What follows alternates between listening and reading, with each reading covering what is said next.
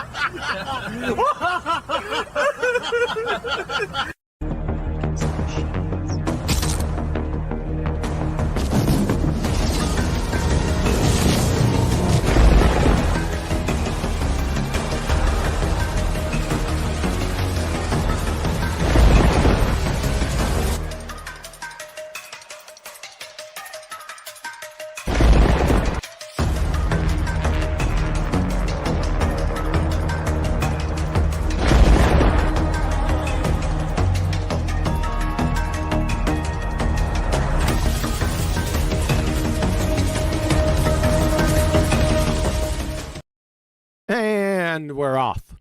Again. As usual, if you'd like to support this channel, there are PayPal and Patreon links in the info box below. Just took a look in Discord a few minutes ago. We got a few people in there. Let me see if I can unmute the beautiful Betty Van Velsen. Betty! You want to try? I unmuted you.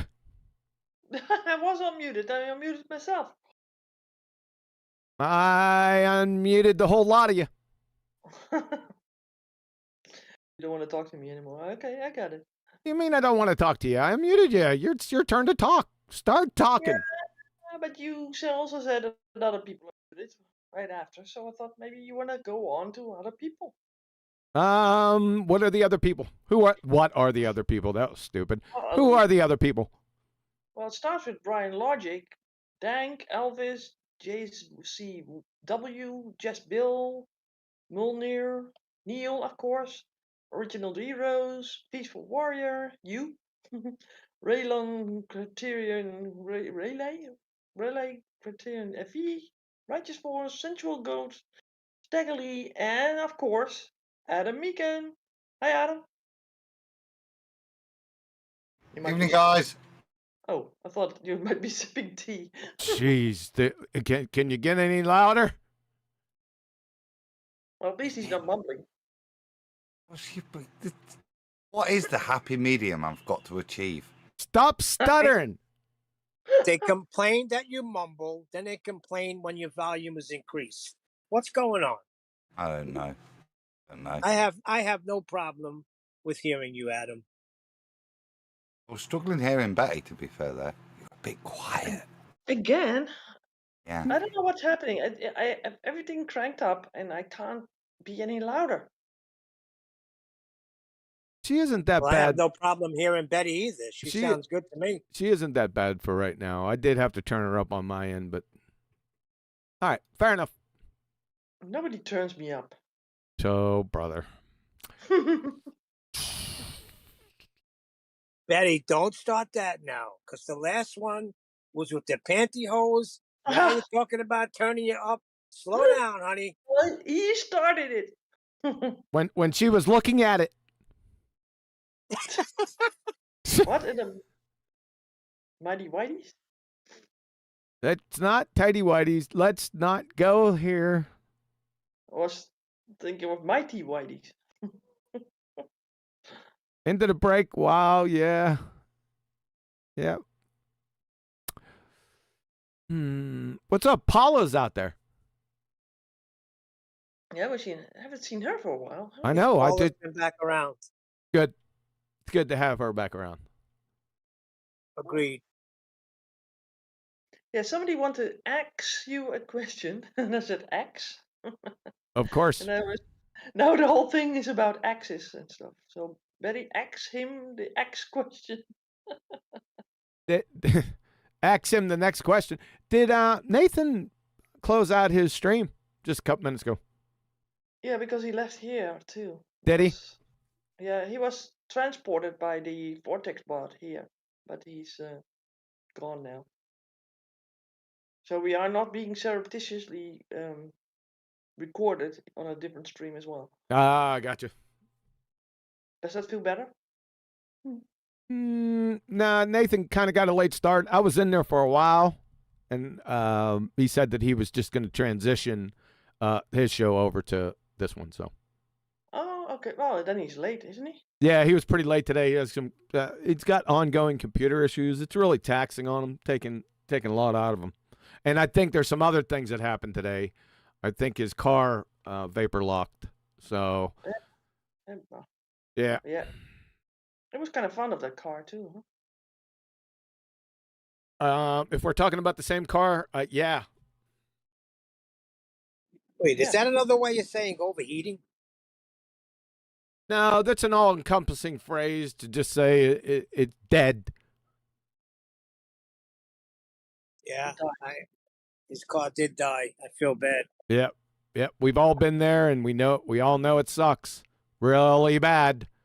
I mean, is it die because the engine is like blown up, or die? The head gasket blew. If the head gasket done. If the head gasket's blue, then it's done. Oh, okay. I have no idea what a head gasket is, but I believe it can be. It's pretty important. You could just think it's pretty important to the automotive way of things. Sort of the heart of the engine. It's a piece of cardboard. The car or that little piece that's broken? Head gasket. It's just a sheet of cardboard. It's a really cheap part, but you got to take all the engine block off to get to it. That's the trouble, isn't it? That it's not that it's unrepairable. It's just that the cost of man hours to do that outweighs the value of the car significantly. And Unless you can hope do we it haven't yourself. bent a piston. Again? Somebody was. No, that's Nathan's problem. He's piston broke. He doesn't drink. So he blew a gas. Wait a second. I just got that. He's piston broke. Thank you, Neil. That was a good one. So he broke a gasket? Yes, he blew a gasket. Blew. That's where that phrase comes from. He blew a seal. Okay. So he's not going anywhere then, huh? Getting a new computer somewhere, someplace? Yes, and he's having a problem with heat today. So heat with the computer, not just today, obviously. He's had problems with computer heat, and then now it's ran around, come up behind him, and jumped on his car. Yeah. Because that's what happens when you blow a head gasket. You break that seal. It's a seal between the engine block and the cylinder heads. Okay. And you avoid coolant or engine oil leaking into the cylinders. It's a big problem. Yeah, I can imagine that. They could see the cylinders can seize. Mm-hmm. But like Adam said, if you catch it quick enough, then you could. If you do it yourself, then it could be worth it. But to have it worked on by somebody else, oh god, the labor would. It's not good. Then it's a total loss, huh? I'm thinking that's what he was intimating, but we'll have to check back with him. But I think that's what direction he was going. Yeah. Didn't he have a vintage car? Don't know. There's something about that car, I think. Yeah, a car is also very emotional sort of property, isn't it? Cars are a deep pain in the ass, and everyone knows it. We don't need to talk about it. We all know it. It's a constant. It's a constant. We found a new constant, people. Yeah, but it's just an average.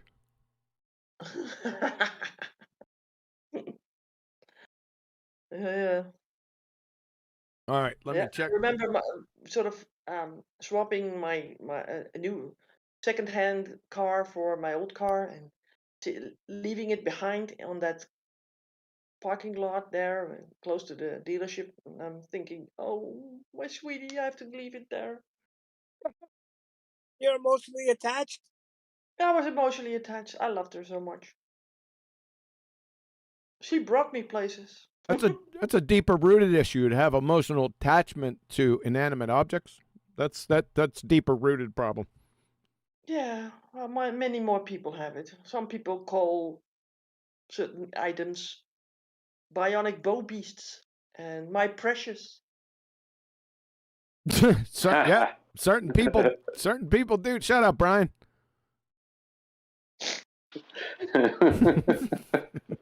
That kind of cornered on Betty. Sorry, Adam. The correct response is touche, Van Hmm. Velsen. Yeah. Yeah. Nice, Betty, that. I love my car. The thing is, once you get a new one, you soon forget the old knackered bag and all the problems she caused for you. I have to just remember the happy times, but I struggle to give up my favourite car, my Cayenne.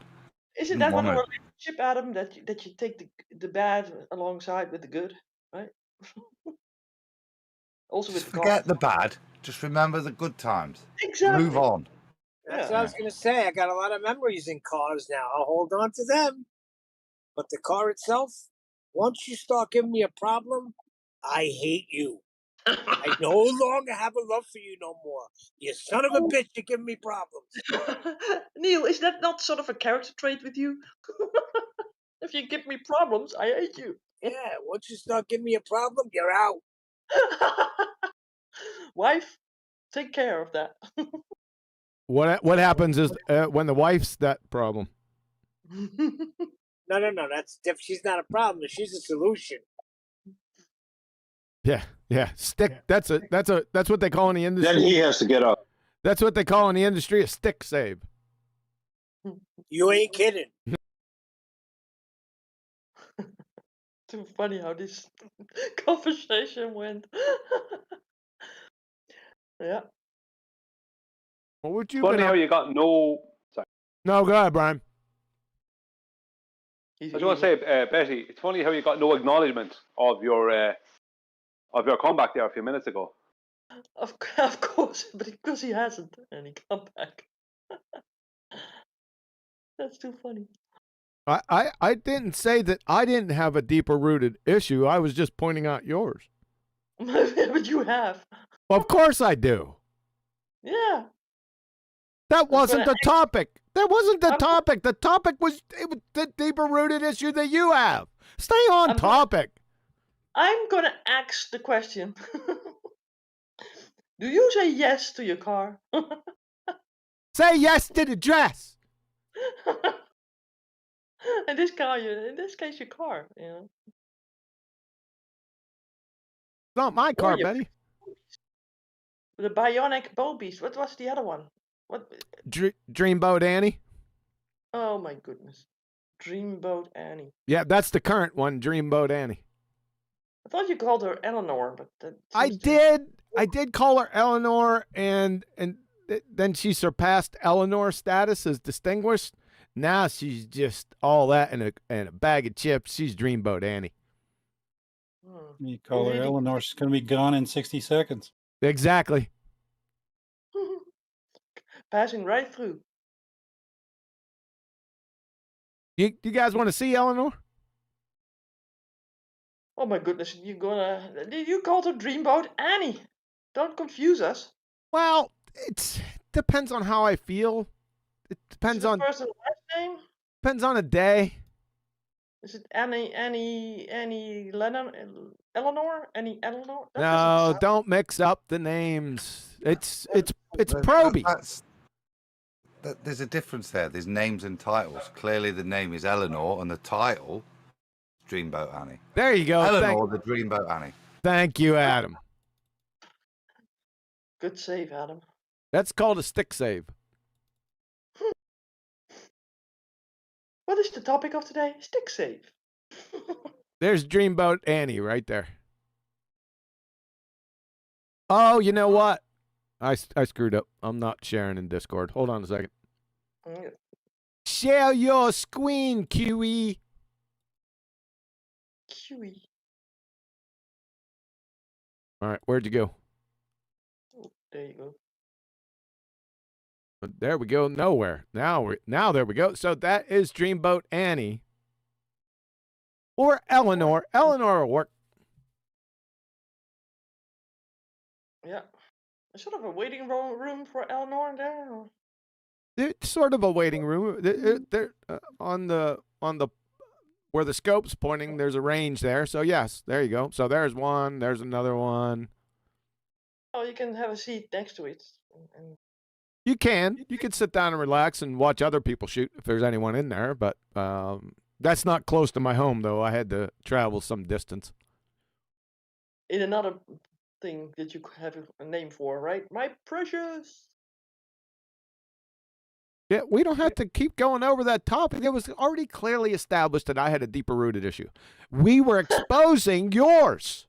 Man, well, isn't it unusual for a woman to love her car? Yes. Yeah. That's why I said it was a deeper rooted issue with you. Well, but I called her she. It was not that I was married to her, but she was a good friend. Oh, brother. I don't know. My cousin loves that Thunderbird. Oh, she's good. Thunderbird? It's a Thunderbird. It's a name of a car. Not over there in Dutchland, though. No, because we have the Thunderbirds, and that's sort of a puppet-like series. And then there's the Thunderbirds, the Air Force, right? That does all the tricks. Yeah. Okay. When I Thunderbird, when we were kids, it was a fortified wine. You used to get it. So you could get a bottle of that from the off license and go drink it on the park when you were 14, 15. Yeah, there was some Thunderbird like that. That's Yeah. right. Yeah. Is that where it started, Adam? What was that? Sorry. Is that where it started for you? Thunderbirds? No. Not really. Nicking gin out the mum and dad's alcohol cabinet at a much younger age. You know, hoovering up at parties. Probably where it started. Ah, okay. Betty, somebody's asking the kind of your car, and then we can get away from this, hopefully. It was a Micra. Nissan. A Nissan Nissan Micra. Micra. Spell it? Micra. M-I-C-R-A. Never heard of it. No, but it's a smaller car. The sort of cars that you don't have in America because they will be crushed immediately. I don't know. I've seen a few small cars over here recently. I mean, really tiny, like Mini Cooper tiny. Well, Mini Cooper is even smaller, right here. But, No, a Micra's smaller than a Mini. Yeah, well, I don't know. The Nord. I don't know if it's smaller than the original Mini. Maybe I don't think it's smaller than the original Mini. That. Yeah. Nothing Yeah. smaller than the The Italian. The reason with the smart car is smaller than the original Mini, I think. There's only a two-seater, the smart car. They could be reinforced, though, because I watched the Italian Job the other night. You saw a Mini Cooper reinforced? Yeah, they reinforced it so it could haul all that gold and race around. I think it was Los Angeles, if I'm not mistaken. Okay.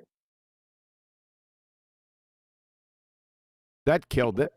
All right. All right. Let me get. It did. Okay, what do we want to talk about today? Did you not have a topic? I did. I got substance. Well, Any other questions? yeah. Can we well, not continue discussing whether or not the heliocentric universe is a closed system or Yeah, that was. isolated system? I'll tell you what. It was. I would rather eat glass shards than go through that again. That's why he left early, but he just went. He went, I'm going. I'm not doing this anymore. Nonsense. There's only so much, right, that you could do, especially in that sort of genre when you got somebody, a pseudoscientist, talking, and every basis, every premise that he had to fortify the foundation of his conclusions were debunked. Then what? At that point, there's no need to listen anymore. Now, I understand, you know, it's fun, but it gets so tedious. It's like, gag me. That just like I told him, Betty, I said, here's what I said, Betty, exactly. I'm losing the will to live. Yeah. Who said that anyway? What's the name of that person again? Yeah, what's his name? Oh, forgot. man. We're He might talking. still be working in Jam Panda's server somewhere. We're talking about that Baltard. He used to jump on Nathan's show back in the day a lot, and then he disappeared. But I've seen him out there. Unorthodox? Who? No, not unorthodox. It was before unorthodox, by the way. He might be looking in Jam Panda's server, like I said. He was a Gem Panda. He was a Gimp Pandaite, definitely. Jam Pandaite. Gimp Pandaite. Gimp? Oh, okay, even worse. I've got to interrupt. Because the standards I set last week are not being met. Shout out James Richard, $2 super chat. Micro is short for microscopic. Yep, he's correct. Thank you, James. You don't have to announce the amount.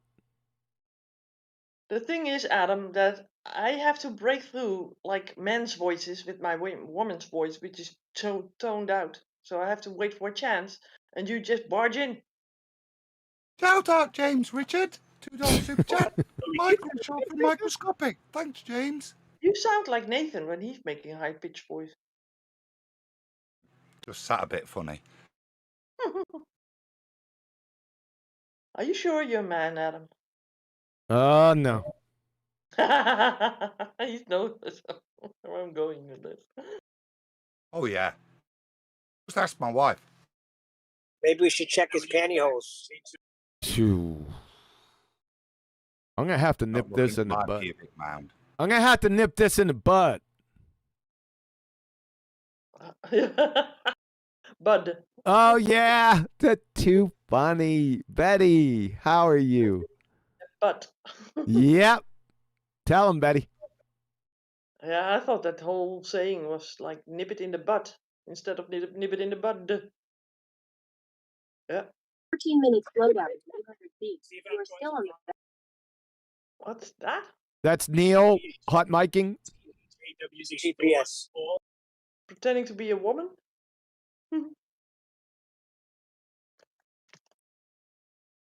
All right, let's.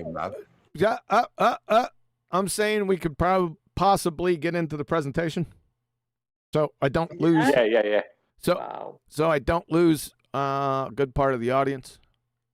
So, is it that a presentation that you already did, or is it something that you sort of brewed over again and made up? That's a false equivalence. So, to I answer, didn't ask for my fallacy. I asked for the truth. touche. Yeah. That was quick.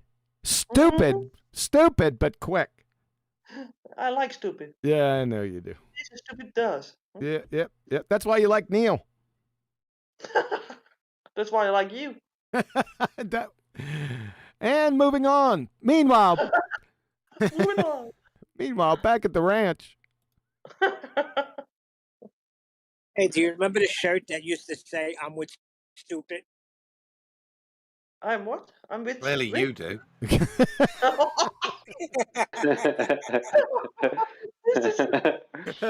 if you're reading this, Adam's Set 'em up. Adam's Somebody's gotta hit 'em. Adam's a sharp cookie today, Neil. I would stay away. Nah, that's fun. That shirt used to be cool. Because you walk with your friend, you had a shirt that said, "I'm with stupid," with a finger pointed to the Yeah, left. that's right. That's right. Yeah. Yeah. All right. Without further ado, unless anyone else has a do, what's a do? It's a Jew. Well, for a Jew, D-U-E. I think it's a Jew. It's French, I think. I didn't. I said, what is it? Not how you spell it or how it's pronounced. Due diligence, isn't it? Due diligence. And a I think it might do. mean about further interruption or further, let's say, jokes, camaraderie, or that type of stuff. Okay, I can accept that. So any further ado? Yep, I heard somebody. Without any further events. So you have a do. I'm putting a bit of a do on. Yeah. So without any further events, let me get to the next thing. All right. I was sure it was French. It's not French. It's bloody English. You stupid. Oh, don't say that. It's freaked out for French. Half of English is French. Well, If you actually mean adieu, which it is not the same meaning. Adieu. Well, do you know what is English? Adieu. Adieu.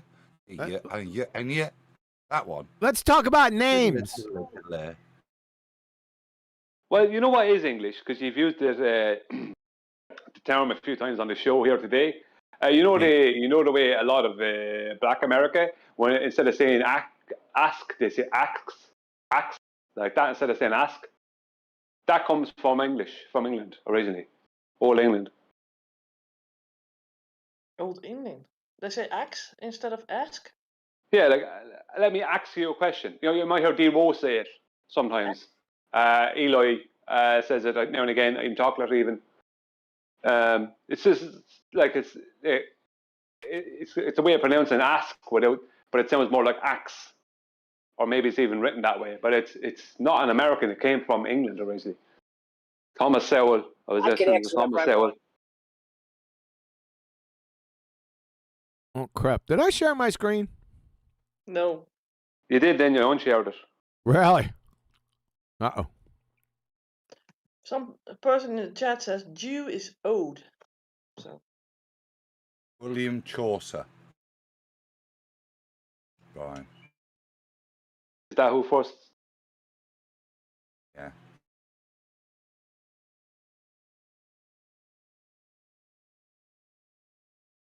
So the topic of today is axe.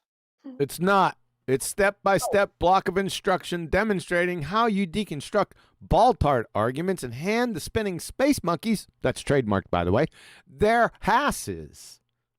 Is that not too long of a sentence? It's like a whole book. Nah, I got it out pretty quick. No, because with the sort of parentheses somewhere in the middle. I didn't say parentheses. No, but they're there. They're not there. I got it up on They're screen. there. Where's the You said- parentheses? There's something with the alongside of that's copyrighted, by the way. No, That right there. parentheses. Trademark. Before you go on, If you ever go on. because I can't mention this. This is really cool, what Brian just said. I've got this bloke, Jesse Scheidler, the president of American Dialect Society, and they're talking about why it's associated with Black Americans, that term. But he just says that he says axe has been used for thousands of years. It's not a new thing, and it's not a mistake. It's a regular feature of English. Yeah, it says you can trace the axe back to the 8th century. Pronunciation derives from the Old English verb axion. Chaucer said used axe is the first complete English translation, and it's in the first English complete translation within the Coverdale Bible, which is, I think, is the precursor to the King James, if you look at it. Axe, and it shall be given. Axe Is it in in Coverdale? Really? Wow. As in, completely used in the Coverdale for the term in English, ask, but it's A-X-E, axe, and it shall be given. Wasn't that a Permissible. typo? No, it's permissible. The pronunciation derives from the Old English verb axion, and as Chaucer used axe, it's in the first complete English translation of the Bible. Huh. Axe, and it shall be given is where it's used in the Coverdale. Yeah, are you saying that in the Coverdale Bible and that's where it first was? Can you tell us that again? I wasn't sure. Is that what you're saying? Yeah, so when the Coverdale Bible was written, they used Chaucer as the authority by when he said the term use axe, because it was the derivation of the Old English verb axion, uses the term axe, but with an E, and it shall be given in the Coverdale Bible, John. I got that. Are you sure the Coverdale was that the precursor to the King James Bible? Really? You were listening, weren't you, you little monkey, really? Oh, monkey. Oh, too funny. It's not funny, Oh. Betty. I'm not laughing. Someone in the chat says, "Call me crazy, but I use an axe to split wood." Not words. Too funny. I was going to say, could we stop this stuff? Because the viewers are leaving, but they just jumped up. Keep going, Adam. There you go, you see. Oh. Well, carry nobody on. can accuse. I was going to say nobody can accuse Chocolate of not using correct English verbiage or whatever. If he uses the term axe or Eli or D Rose, because that is correct English, just from a different time. No one ever did, and that sounds racist. No, but they could. Somebody could accuse someone of when they could say use the proper. You know what I mean? They could. People would have said that at some point. Someone did say it, or they could say it. But it's nice. It'd be nice to know that no, that's actually correct English. Oh, yeah, that's what I was thinking earlier today. It would be nice to know that, and hope Brian brings up the topic. Wait a second. I'm correct when I say when I got a question to ask. Oh, I didn't know that. Excellent. No. There you go. It's not No. just Chocolate and Eli in there. No. It said black Americans, not Italian Americans. That's just lazy pronunciation on your part. Why are you being stupid? Specifically there, they're saying, no, that's an adaptation of a word. It's pronounced correct. There's a mispronunciation is intentional. Whereas on your part, it's just New York-y sounding. All right, now it's going on a little bit too long. We're starting to lose them. New Yorkie. Get started. We ready to get started? Yes. I am. Where the heck is it? I'm ready to leave. Yeah. All right, to answer your question, Betty, this is pretty old. I compiled this many years ago. However, I took a look at it the other day. I revamped it. So does that answer your question? There's some old stuff in there, some newer stuff in here. I took a look at it, and, you know, I have to put my little pieces of flair on it, just depending on how I feel that day. So it's getting longer? I don't know if it got long. I chunked a good piece of it out, so I don't know if it's longer. Yeah, I axed it. Did it say when you asked it? We got a super chat. Oh, no! Yeah, James Richard said, you can join the spinning spaceball monkey religion at your local public school. Yes, you can. Thanks a lot, James. And James was a Lone Ranger in the Super Chats the last show. So I appreciate that, James. You've been out there, James. James has been here for a while, man. Yeah, he's also been, I think, 2014, 16. Yeah, he was back there in the beginning. James was back there. I remember him. He used to talk on shows as well. Yes. Yep. Thanks, James. Appreciate it, man. Okay. I don't like his avatar, though. I love it. It's Predator. Yeah, that's why I don't like it. That's why you don't like it. Alrighty then. We're going to get to this presentation one way or another. So can't we discuss James's avatar a lot? One day or What would you like, Betty, for James? He's going to rumpus you, Betty. Asking her a question. That's not rumpusing. You can rumpus a question. As I could. That's a rubbish response from me. A pre-rumpus. A pre-rumpus. A pre-rumpus it. Let's go. Go ahead. Yeah, Alan, what's the question? What avatar should James have? I don't know. I know he's a Christian. I thought it may be like more, maybe biblical angel-like sort of avatar, maybe. The shape of the predator's heads is almost in a cross if you look at it. Yeah, I don't know. All these mandibles and ugh. Okay, we done yet? What is this red line doing underneath, etc.? But again, if James would Oh. change it, I wouldn't recognize him anymore. So I think that he can't change it now. He shouldn't. Not on my account. So don't axe the avatar, James.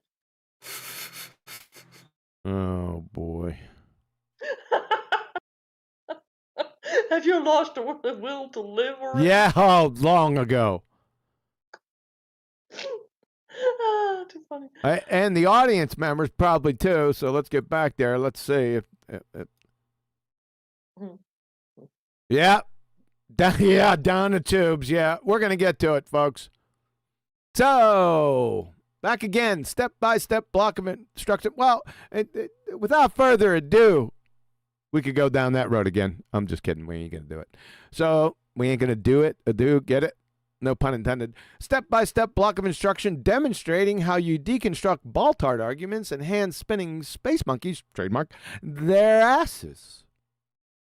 This first one, it holds a special place in my heart because this is what I heard from the beginning for the first 3 years. Now it's starting to come back again. It never really left. But it was, you're going to know it as soon as I speak to it. And you're going to say, everyone thought that there was something wrong with it, but no one would point it out, right? And I'll give you the scenario. So, baller claim. Why are these that's whatever it may be, it's usually an observation or a picture, disappearing below the horizon? Everyone knows that, right?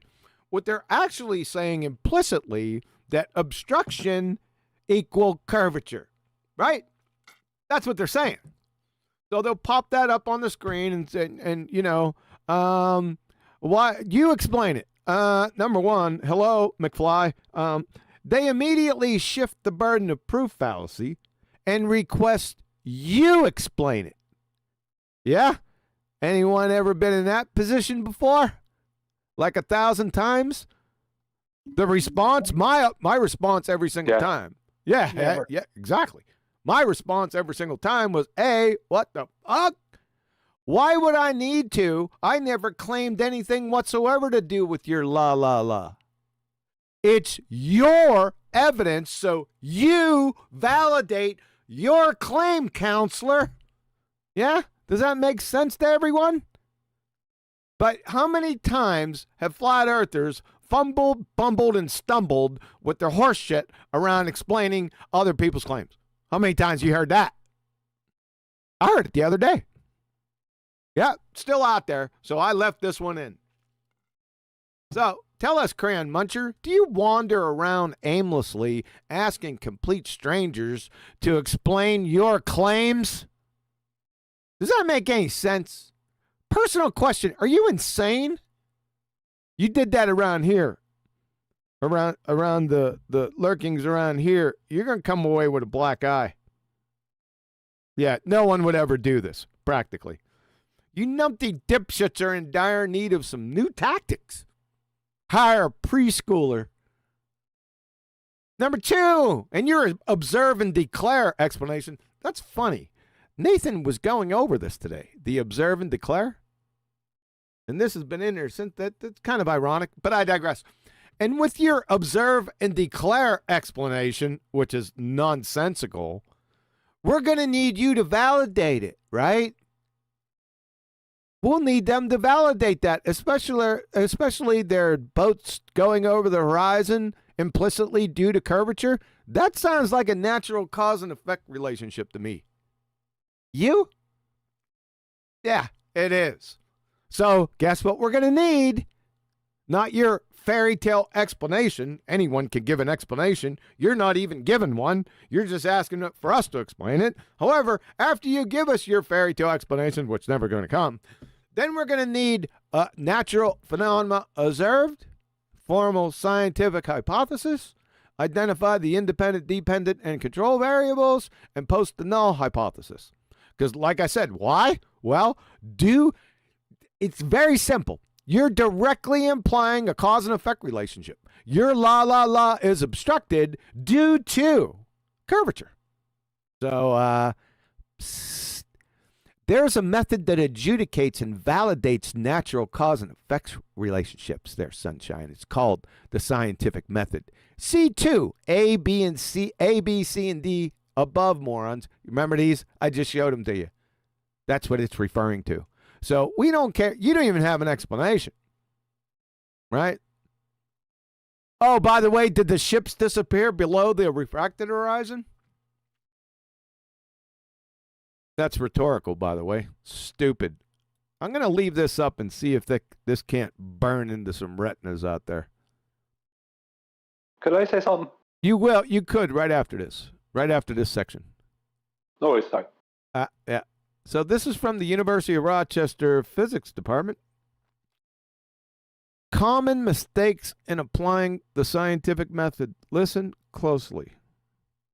The most fundamental error is to mistake the hypothesis for an explanation, of which it's not anyway, of a phenomena without performing experimental tests. Sometimes common sense and logic tempt us into believing that no test is needed. There are numerous examples of this dating from the Greek philosophers to the present day. Oh, now that that's burned into your retinas, the clowns don't even have a friggin' hypothesis. They don't even have the hypothesis, right? They don't have this. They have some sort of this, but it's not really that, right? It's not an explanation. How and why, right? So they don't even have these things. All you have is your picture with your fucking religious ball and chain, pun intended, attached. That's a just so story. That's why you immediately shift the burden of proof fallacy. That's why you do it. Because you ain't got anything. You got 2-7 offsuit. So I'm just going to fallaciously shift it over to the flat earther and have him try to explain it. And when he fumbles and bumbles and stumbles, it apparently appears that you're right. Right? So flat earthers, take your head out of your fourth point of contact and set these retards straight. Right from the outset. The religious retards don't even know their own model, which they don't have. It doesn't exist. And if it did, it would be a reification fallacy. How about that? I'm almost to you, Brian. There's a very important point coming up here. P.S. I've been stressing this for the past few weeks. You've all heard it in some form or another. Here it is. So we got the California Institute of Technology physicist Sean Carroll. Listen, we're in the big leagues now, ladies and gentlemen. Sean Carroll is the pseudoscientist of pseudoscientists at the head of their ball-tard spinning space monkey religion. So this isn't your average Joe on the corner, okay? If you don't know who he is, look him up. From Nature.com, the most prestigious quote-unquote science journal in the entire world. California Institute of Technology physicist Sean Carroll arguing in The Edge that hypotheses aren't simply useful tools in some potentially outmoded vision of science. They're the whole point. That should raise a weathered eyebrow.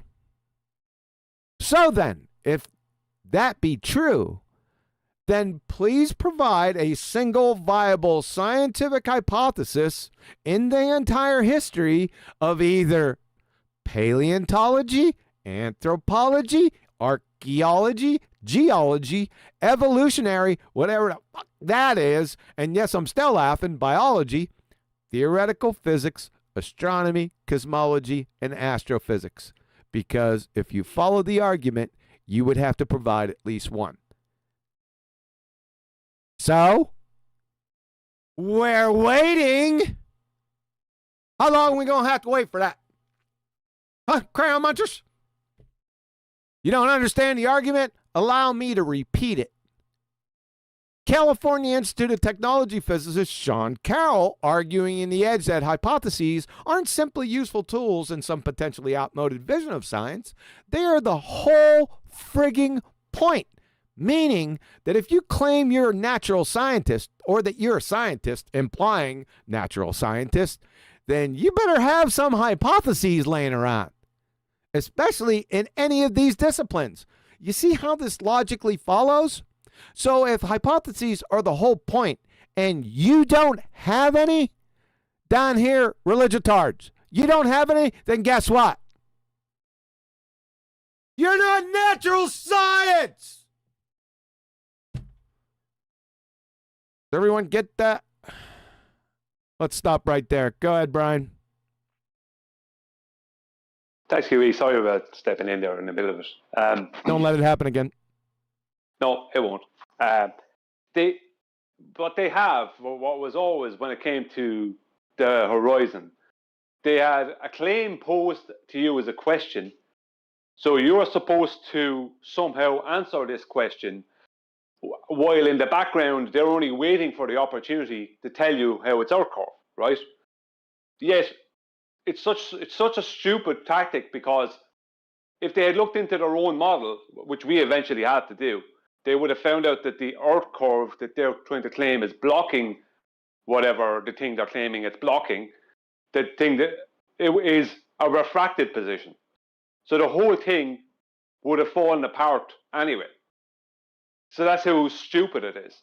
It's like, as Adam said, they read half the book. If they had actually learned their model correctly, then they would have never been able to have, they would have been never, it would never have made any logical sense to even pose that question to us.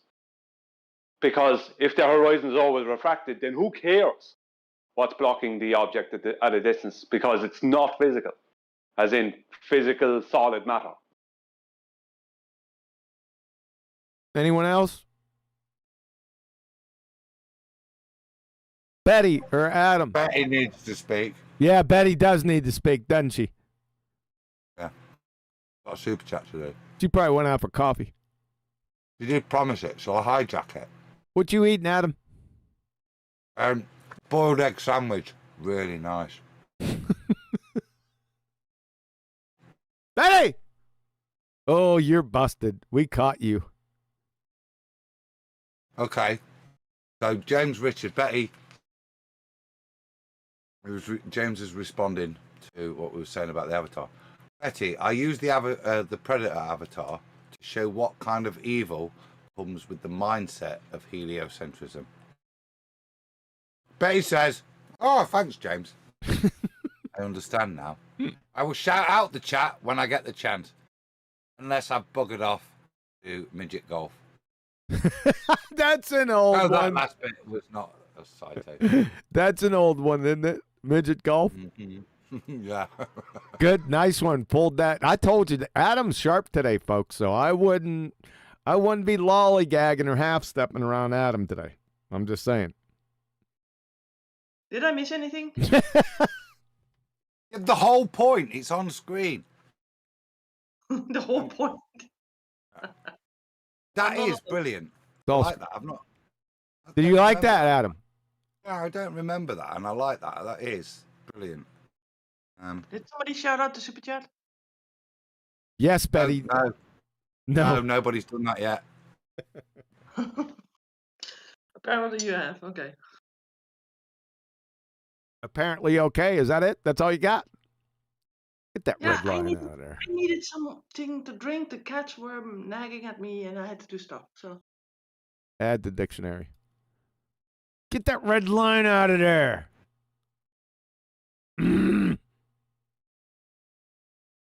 All right. We're not getting the red line. I'm going to read it. I'm going to read it before you carry on. California Institute of Technology physicist Sean Carroll arguing in Edge that hypotheses aren't simply useful tools in some potentially outmoded version of science. They are the whole point. That resonates to me with the crap we have to put up with the ballers, Huey's method, all these sorts of things. really important to grasp that is the underlying premise of science. Not something that's unfortunately uncomfortable now, as I want to make declarations that I can't prove so I can get rid of it. The whole point of the validity. That's why I'm leaving it set up here, Adam. Now, what I did before, it's a housekeeping question that I made up before concerning just these numpties right here. Astronomy, cosmology, and astrophysics, right? And then in some presentations, I've gone over what the pseudosciences are, but I never really put it down concisely. So we were talking on 24/7. It was a couple weeks ago, and I said, you know what? Let me put something really concise together that just hammers the point home and stomps a mud hole in their dumbasses. So there's no way to get out of this. I asked the simple question. If this is true, and it is, and you claim, you down here, you numpties claim that you're actual natural sciences, then you must have the whole point. You must have part of the whole point. You better have it, or you're not natural sciences. It's a very easy. It's deductive logic. There's no half-stepping. There's no buts or ands in this. You have to provide a... Catch this, folks. I'm not asking for an experiment. All I'm asking for is a single viable scientific hypothesis. I just want the supposition, a viable supposition into one of their topics, subtopics in their disciplines. That's all I'm asking for. You'd think that'd be pretty easy. If they were natural sciences, right, they'd be tripping over them, right? They'd be everywhere. So that's what you do. Asking for a lot. Yes, I am, and it's exactly to the point. So flat earthers, I left it up here for a while. You can go ahead and screenshot that. If I went over it too fast, I went over it like this. That was the third time, right? You guys can get this. This isn't that difficult. Simple deductive logic argument. Can't get any simpler than that. Can anyone think of a simpler way to get simpler than that? Yeah, you just say you're wrong. Yeah, you can't do that. So this has substance, okay? I have substance. Mm. Too many of it. Okay, we can move on. Go ahead. Okay, I don't want to hold up the show.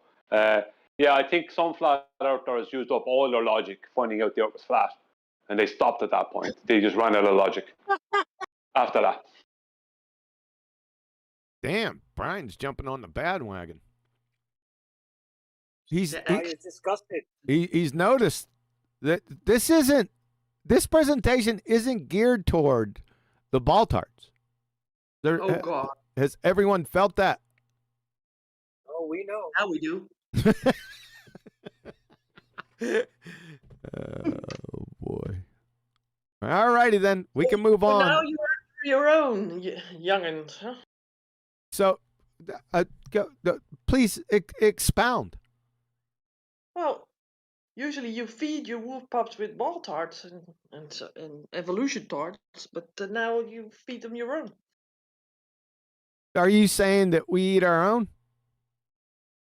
Yeah. You attack now maybe people that want to help out. This is well deserved. Well, Betty, you need to show a little love, because love makes more like a community than no love. Well, I have. Yeah, but then you wind up with rising. Can I answer the question there, Neil, instead of you white knighting for me? I'm white knighting for flat earthers like us. I'm sorry, go ahead. So then we're going to have to define our own. What are our own, Betty? People that are coming to the truth. So these generalized, nameless, faceless people that are coming to the truth. Now, who I'm speaking to? Because you don't know who you are speaking to. There are new people every day. I do. And I was just going to talk about that subject. This isn't for the new people. Relax, And relax. I am relaxed. This Yeah, is see? this is Then me you know what relaxed. that's like. This is me relaxed. So I was Yeah. gonna get Well, to I that. don't My see you upset. holy shit. Yeah. So my target audience with this presentation is seasoned flat earthers. Now, Now you obvious. get I thought that was obvious. I'm not going to do this to somebody that just fell off the friggin' bus. But I shown the love for how long? Too How long. many- there's still people here 8 that years. just be coming around to this. And that's fine, and I just dealt with them. I would never hold anyone's feet to the fire that I thought was new into the subject, that I could tell really quick that was new. This isn't directed towards them at all. Okay, well, that's a good disclaimer. We can go Okay. on now. Okay. Yep. This is for the more seasoned. I've shown a lot of love for the past, 6 years. I've been on this kick about exposing flat earthers for about a year. I should have started much earlier. About a year, right? And it was for cause, right? Because like I said, we've been teaching on this, painfully so, for about 6 years. Over and over and over again. That's the issue. So we can move on. Well, Go ahead, Brian. I guess we're not. quickly say something. Well, the problem might be solved by itself. What I mean by that is you have a lot of people who are branching off into other directions, calling themselves other things besides flat earthers.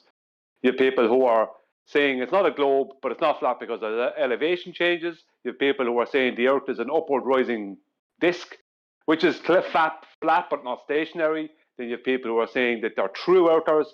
So bit by bit, all the people who aren't getting it are becoming not flat earthers. That will leave eventually just the flat earthers who get it. I think it's like a sifting process, if you know what I mean, like a weeding out process that people don't even know they're going through. And then So I reckon this problem will be solved. And then when they get exposed, they respawn. Yeah, but they're not respawning as flat earthers. Most of them are not becoming. They're going off into some other. I predict there'll be other tangents that people who are calling themselves flat earthers now are going to go off into. Yep. And eventually, it'll just be us. We will be the Flat Earth Debate, QE Live, and those who follow these shows. They will be the flat earthers, and everyone else will be whatever else nonsense they want to be. Interesting point. Oh, wow. Now, is it somebody else want to say something? No, that was me just saying, Betty makes you angry and then tells you should relax. It's not the past year or so.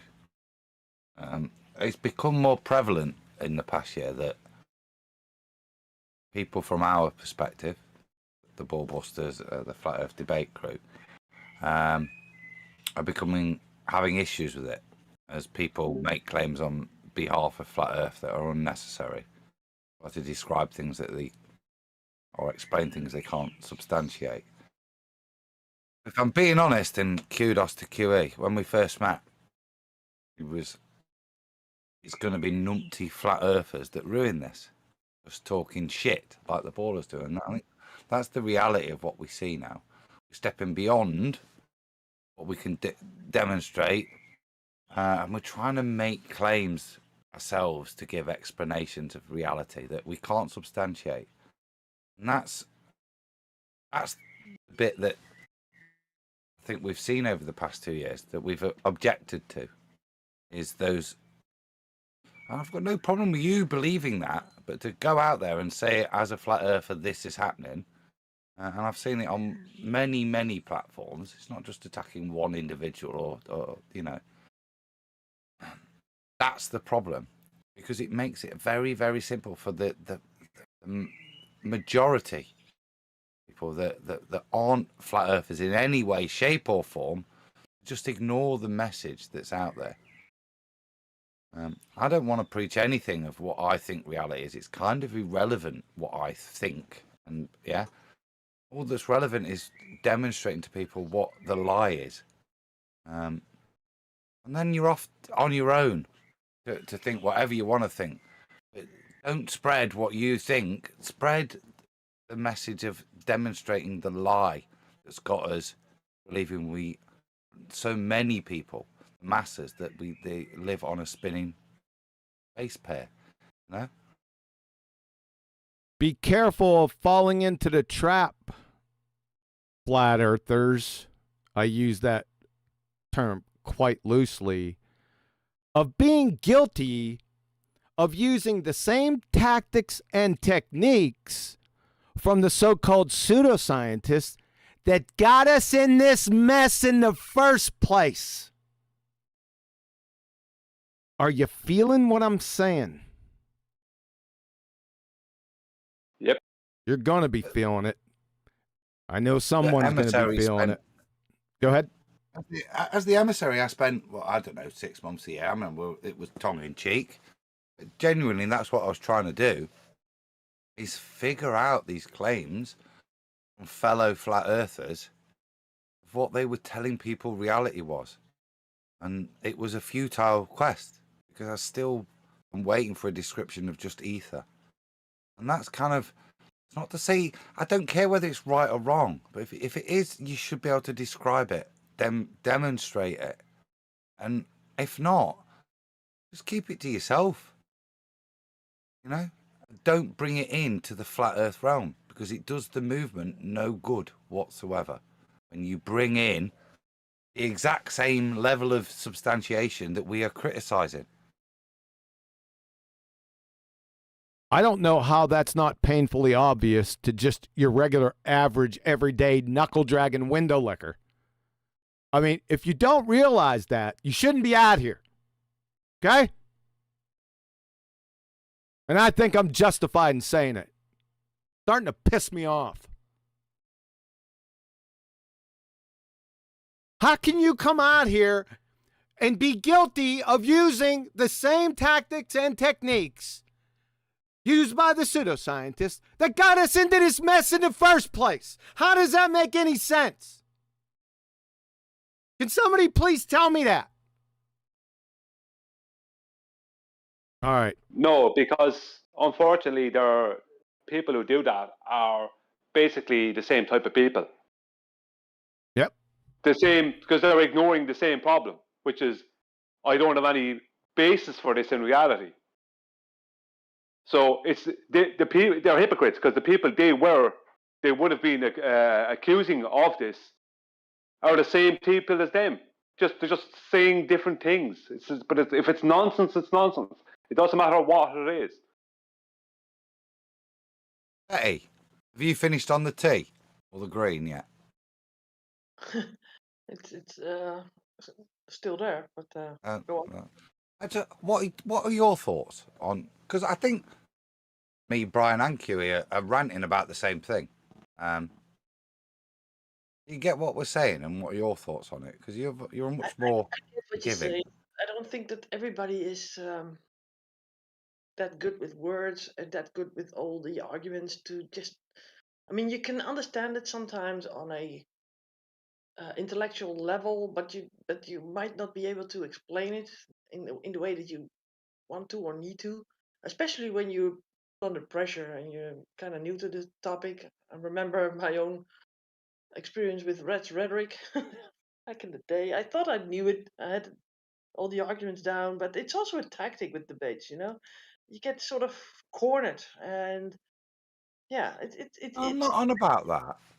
it's a No, yeah. that's That's not what being a Kiwi's talking about. That's being a newbie and making mistakes. I'm not on about that. The people I'm criticising here are those that have been around and are now proposing a new paradigm, as QE says, using the same unsubstantiated techniques, the same pseudoscience, to support their new paradigm that they're replacing the ball Earth with.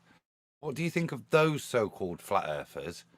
Do they need calling out, is what I'm asking, or should they just be left to get on and as Brian suggests, differentiate themselves at a later date by their own petard? Yeah. I don't think we should be silent on this. There should be one section of the community is it at least saying no? As QE said, this is what got us into this mess in the first place. And it's not to attack people, but it's just to point that point out. Would you agree with that, Of course. Etty? But I also think that if you want to sort of go in certain arenas, you need to know your stuff, and you don't need to propose some other stupidness. Of course, right? It's like remember that you had that whole argument, Adam, where you were also adamant about things that were said in the Christian church, and we should have spoken up about that. Remember that? Yeah, you chicken shits. Yeah, I'll stand by that. Hold on. We've been speaking No, Neil, you're not doing it. Okay. This is sort of the same thing, you know. You need to stop it at the root. I understand that, but we can't be everywhere every single time that somebody proposes something. It's called straightening somebody out. Somebody's going the wrong way, you straighten them out. And that's all that's being done here. But they have this pride fucking with them.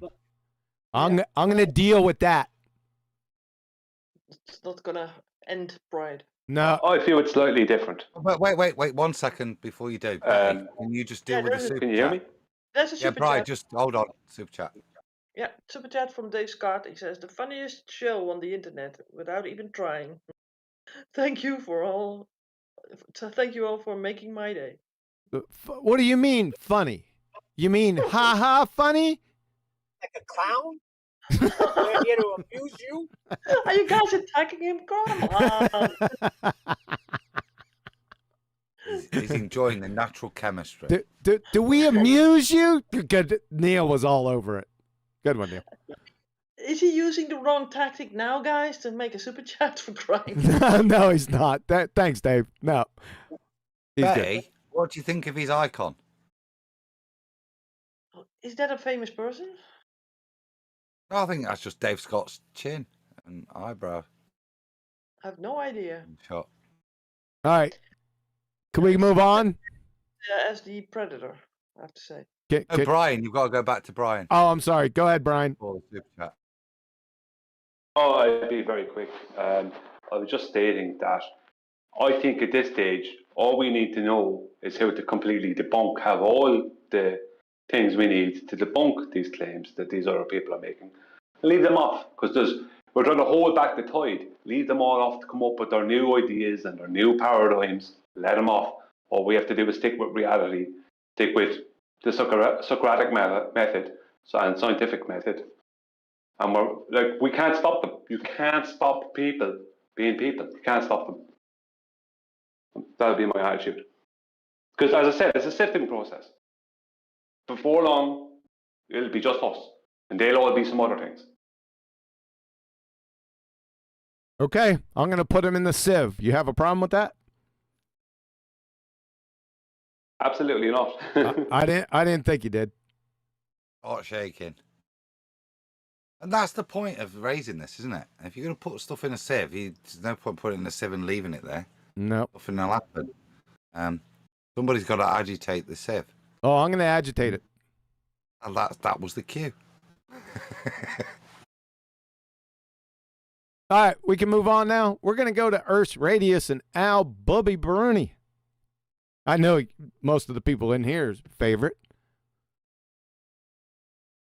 So, Biruni, 973 to 1048. Listen to this. Developed a new method using trigonometric calculations to compute the Earth's radius. Isn't that special? And circumference. So it's like an Eratosthenes or Eratosthenes redux. I digress. Using trigonometric calculations to compute Earth's radius and circumference based on what?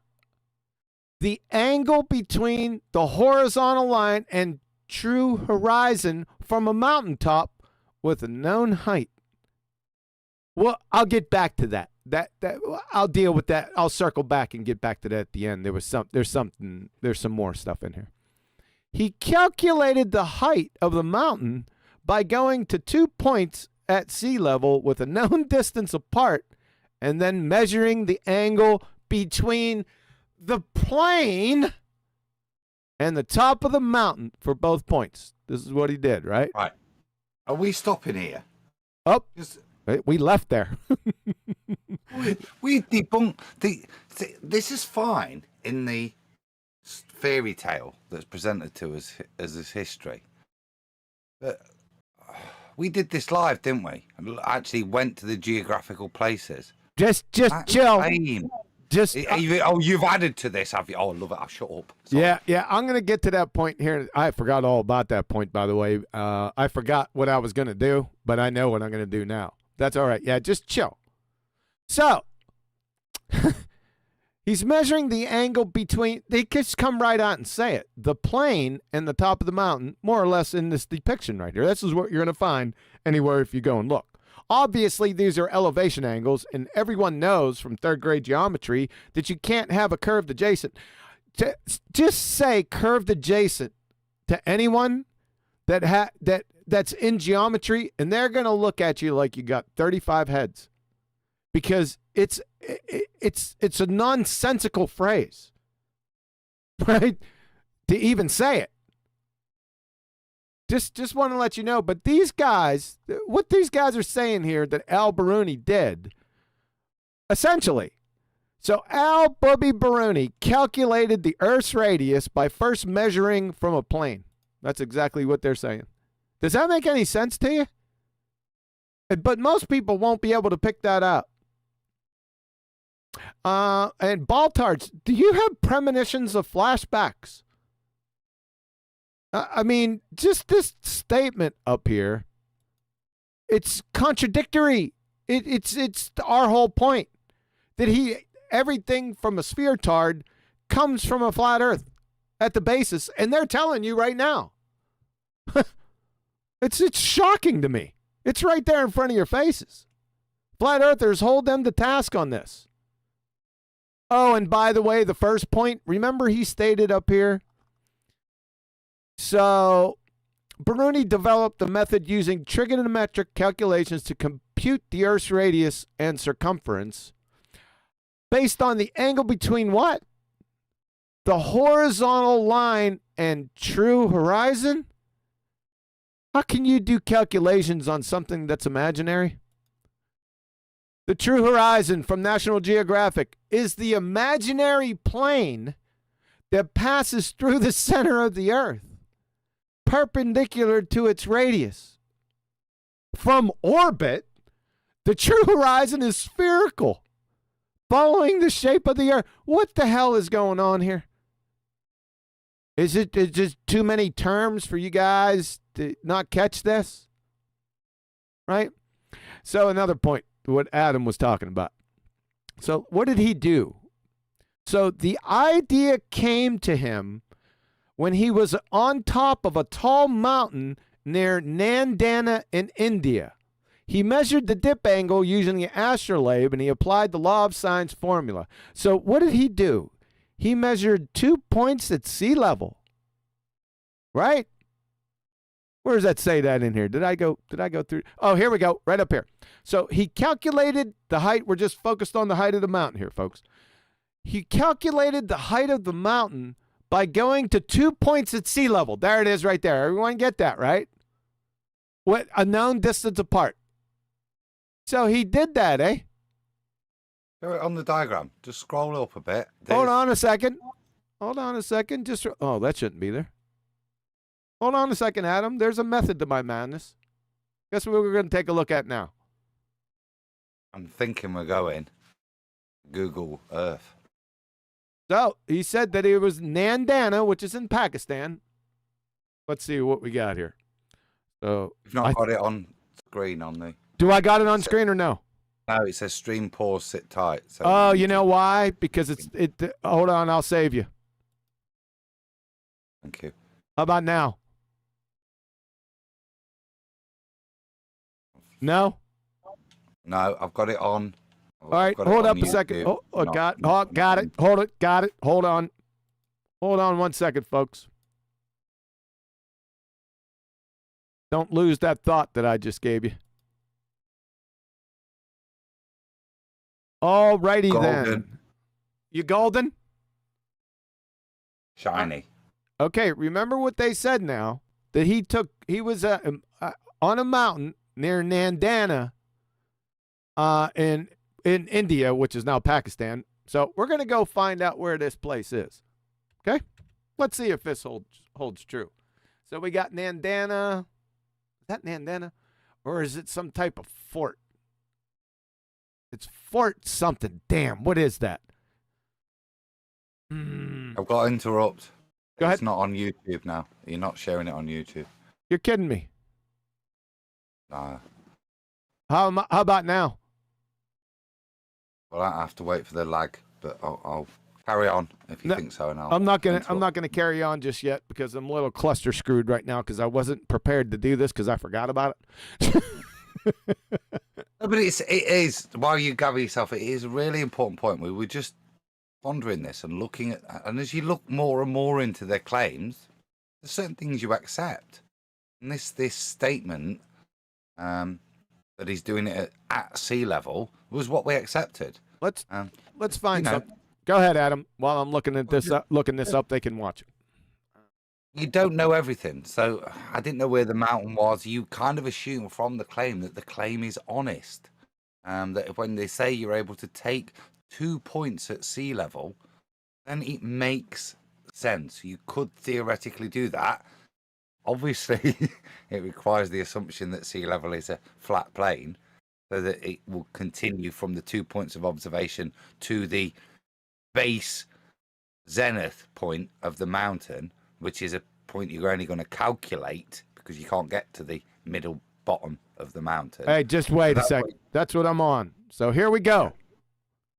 We're going to, this is where we're going to, and it's on YouTube. We're going to Nandana Fort. Okay, folks?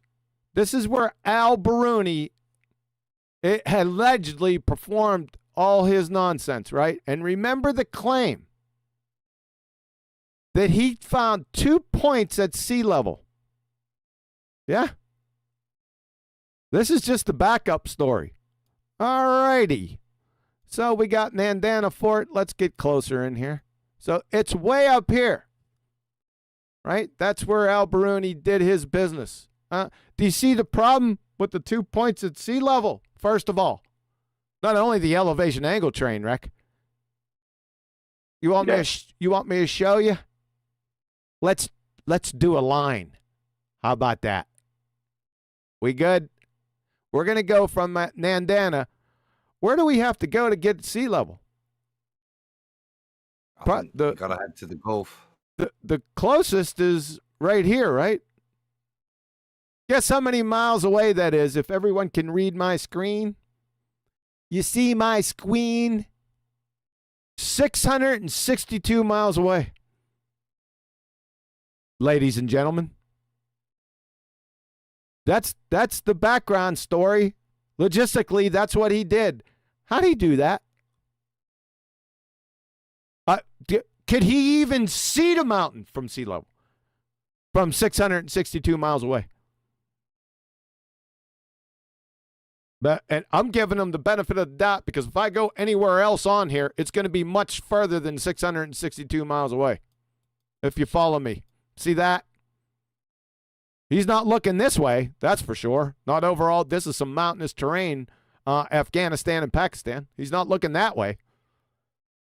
If he's looking down this way, good Lord, look out. We're talking thousands, at least 1,000 miles. Well over 1,000 miles. The only path that he could take, in fact, that line can't be right there. I would have to grab that and probably move it away from the Pakistani mountains over here and move it right in this vicinity. All right? That's 693 miles away. We're talking 700 miles, people. Does that make sense to you? You think he actually did that? Yeah, that's what I friggin' thought. What's the height of that mountain? Just that, I'm being a geek now. His mountain? Yeah, because if he got to the coastline where he could ascertain sea level, his first point of measurement, not the closest point of measurement we've said, it would mean that the curvature he's trying to measure would mean that the mountain would be base of the mountain, i.e. compared to the base sea level as a reference point, will be 320,166 feet below each other. So the mountain needs to be more than 320,000 feet. Hey, Adam, to be the seen. elevation of the mountain is 1,218 feet. Oh, that's not good, is it? No. That's not good. No. So, Well, how did he ascertain sea level then? This was the point we were looking at, isn't it? Now there are think I some know. dry rivers down there, aren't there? If you look at it, and you look at the maps, they'll paint them in blue. But if you zoom in, you'll see they're just dry riverbeds running down the foothills of the Himalayas. So even if you're going to use semi-lakes and rivers running down the hills, how do you ascertain a level? How do you ascertain what sea level is? How do you ascertain the drop in elevation between point A and B?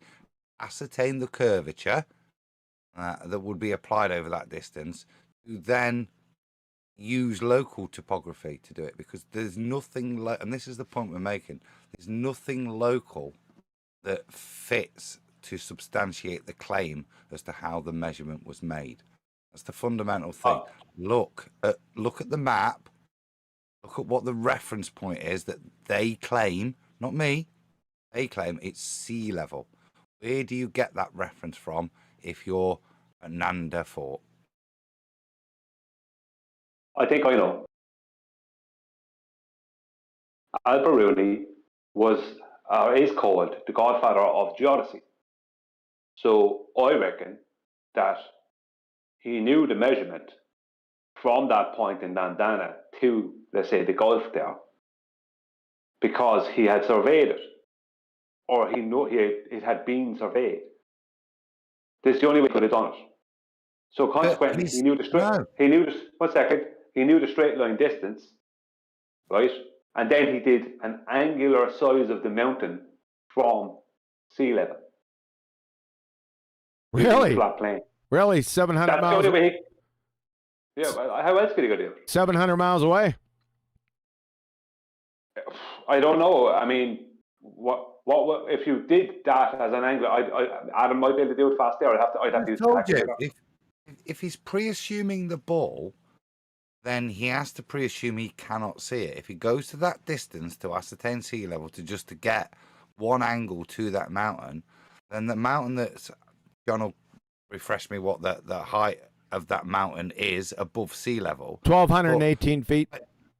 1,218 feet, right? But the reality is that because of curvature, the bottom of that mountain will be 320,000 feet below his feet from a horizontal. I'm not sure I get an angle to that. Yeah, but just listen to me a moment. If he did an angular size of the mountain from sea level, knowing the distance and knowing the elevation, because it's been surveyed, which would mean they'd have to use horizontals and verticals, and for the angular size calculation, he'd have to use horizontal baseline. You're not getting an angular size. It's the best part of 1,000 years in history before you can, and this involves the triangulation of India, before you could get that date to have any reference point. This is the point. There's no reference point. This is Al-Biruni, okay? Nothing happens for 1,000 years to give you a point of he's fought in relation to another place close by any of the other peaks. There's no triangulation done. That's part of the Great Survey. 1,000 years later, if you believe that. So there is no reference point. So, and this is the point. The point of the claim is that Al-Biruni takes 2 points, A and B, at sea level, to triangulate the base of the mountain and therefore the height of the mountain. Yeah. Yeah, right.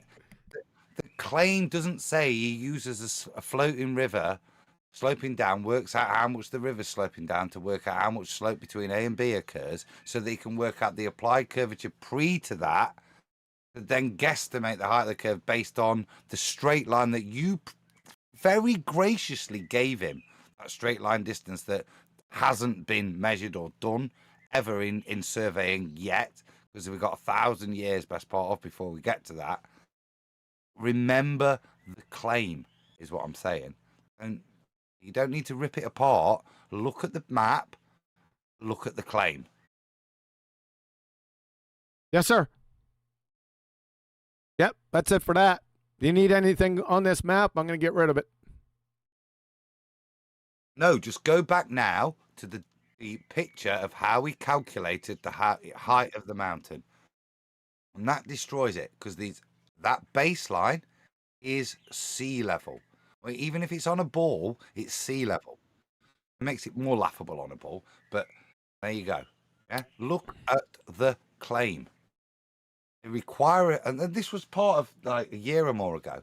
The bit that we showed fundamentally that they're using a flat plane to define the height of the mountain. And they require it because they're going to use trigonometry to define the height of the mountain. Therefore, A to B to the base of the mountain is a flat plane. And they use that principle. Now, that's fine if you think, oh, it's just a couple of places because that mountain's just next to the sea. That's not the reality, as we've just demonstrated. The fundamentals of the claim demonstrate that it's a lie. Yes, sir. Direct lie. Yeah? Yep. Irrespective of anything else. What he did and claimed he did cannot be true. Especially if you're on a ball. Because it's 320,000 feet below your feet. This is comical. Scroll the picture up just a touch. See the flat baseline that they're claiming they've got. There you go. Now that, from the top of the mountain down to the center of the mountain, all the way across between to theta 2, right, is that 600 odd miles. No matter what theta 2 to theta 1 is, you can have a mile. It doesn't matter. You can measure the angular difference. That's what the fundamentals of this claim is. That's given to you on the internet. Liars. That's it. You got it right, Adam. They're fucking liars. That's just simple as that. Not only is it a train wreck, all this disregarding the lie, it's a geometric nightmare for them, and they already admit that they're measuring off a plane.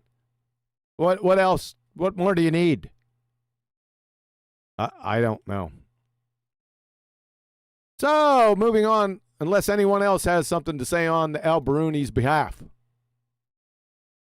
We do. Betty. We do. We do. Well, I got a super chat. Is that okay? Yes, go.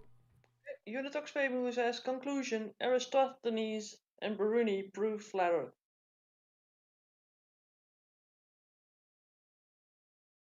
Hey, I got to check on something. So could you guys take over for like 5 minutes? I think that 5 minutes of silence is good. You grrr. Get you with your own words, man. You go and do what you got to do, and then me and Betty will fill for 5 minutes teaching you. With hot air. In terms of Unitox's thing, no, that's not the point I'm making. In a way, I'm proving that I'm suggesting that their proofs prove that they can't be true. For it to be a ball, look at what they're claiming. For it to be a ball, they couldn't see it in the first place. Or the premise in which they did see it is a lie, because unless it was maybe during the flood, halfway during Noah's flood, that sea level had come a lot closer. And this is the point. If we believe a lot of the bullshit they give us, some of the premises, if you believe some of the premises, you can excuse it because you think it's small. So the amount of curvature that would be expressed upon that baseline could be negated, so that the inaccuracy to calculate the height of the mountain and then to the horizon would negate itself. You can make these excuses if you don't actually look at the claim as we did not long ago, you know, because you can pick it apart on other levels. But to me, fundamentally here, we're showing that the claim itself is just a straight out lie. Is not comportable with reality in any way. Cannot achieve that baseline. And if you did on your ball to play your maths out, you have to admit that it's 320,000 feet below your eye level. So paradoxically, you lose. There's another super chat, but I'll stop. Don't you think, Adam, that these people up today are trying to throw the arguments back in history with these people and sort of back engineer the globe with people from history that cannot speak for themselves no more, right? And just put words in their mouth, which basically isn't true. Question is, are they even from history? You look at Eratosthenes, he's not from history. He's invented when the ball needs to be invented. That's when he appears and he's referenced to somebody that might possibly have been him, but isn't. And it's the same with Al-Biruni. And look at that. This is the point, you see. The point of the claim requires knowledge that won't be acquired for so long that either you have to deny history. No, we knew a lot more back then. Therefore, all of this is nonsense anyway. You know what I mean? Or it underpins that the claim is based on current knowledge, not on the knowledge of what the ancients had of what you said, what he did, and how he did it. Yeah. Completely destroys the claim that they're making. Or, as I say quite boldly, proves they're lying. Yeah. Well, they need to basically have everybody believe that they already in the ancient times they believed that the Earth was not flat but round or a globe, right? They want you to sort of get your head so set that already in the back of history these people also knew that it was a globe, right? And that's, to me, is even worse than lying. It's just amazing how they try to do this. Okay, I'm back. They rely on you thinking or using that evolutionary theory that people in the past were stupid, right? So just go back to Bubby's time, Al-Biruni's time, yeah? Were they that stupid? Do you think that they had a better grasp of trigonometry and all the implications of strapping it on a ball and weren't able to at least offer the same level of critique if he really did present this in this historical context? Knowing that the people in history knew trigonometry and thought the earth was flat. Would he have really gotten away with this? So No. the claim itself in history is to be ridiculed from the context of the time it's being presented. And I say more importantly, the reason it would be ridiculed isn't because it didn't comport with their understandings of the world. It's because it wouldn't comport with the claim of the surface you're trying to apply it to and the implications you're making. So it wouldn't hold up even in its own time.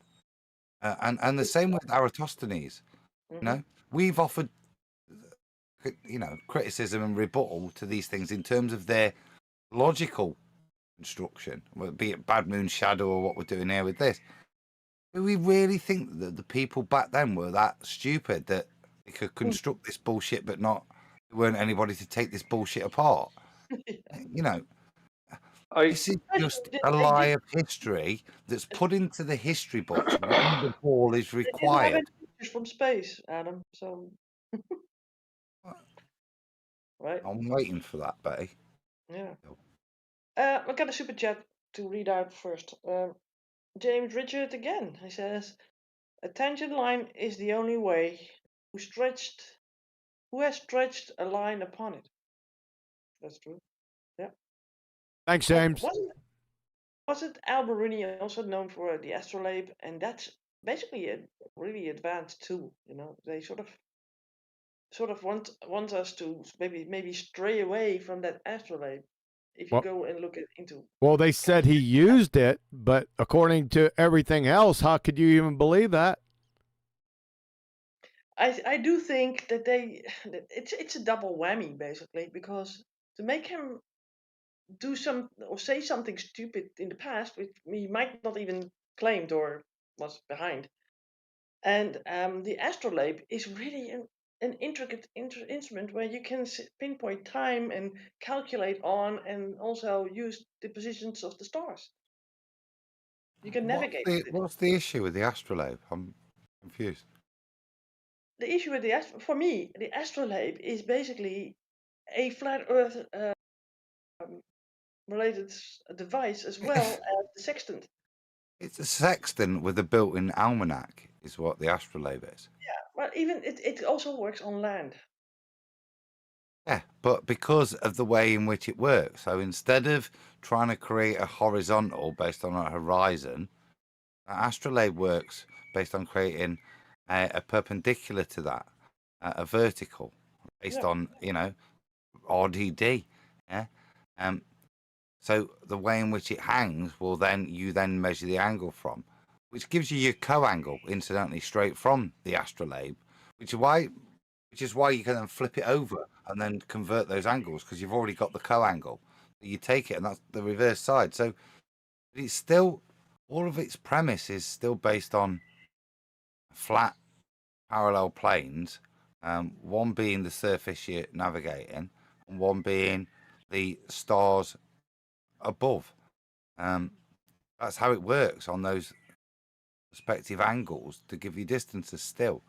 Like, you see, it is, like I said, it's a sextant with a almanac built into it. Yeah, but it's even more intricate thing. It also could calculate. It could do something with the phases of the moon and when it would be. It was much more interesting. And little kids were instructed how to make that instrument. Right, they could do it themselves. So now we have been dumbed down, but then they were much smarter.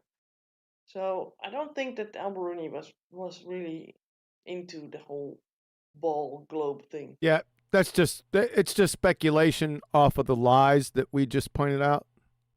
Yeah, because they're right. They're fog of mirror lies.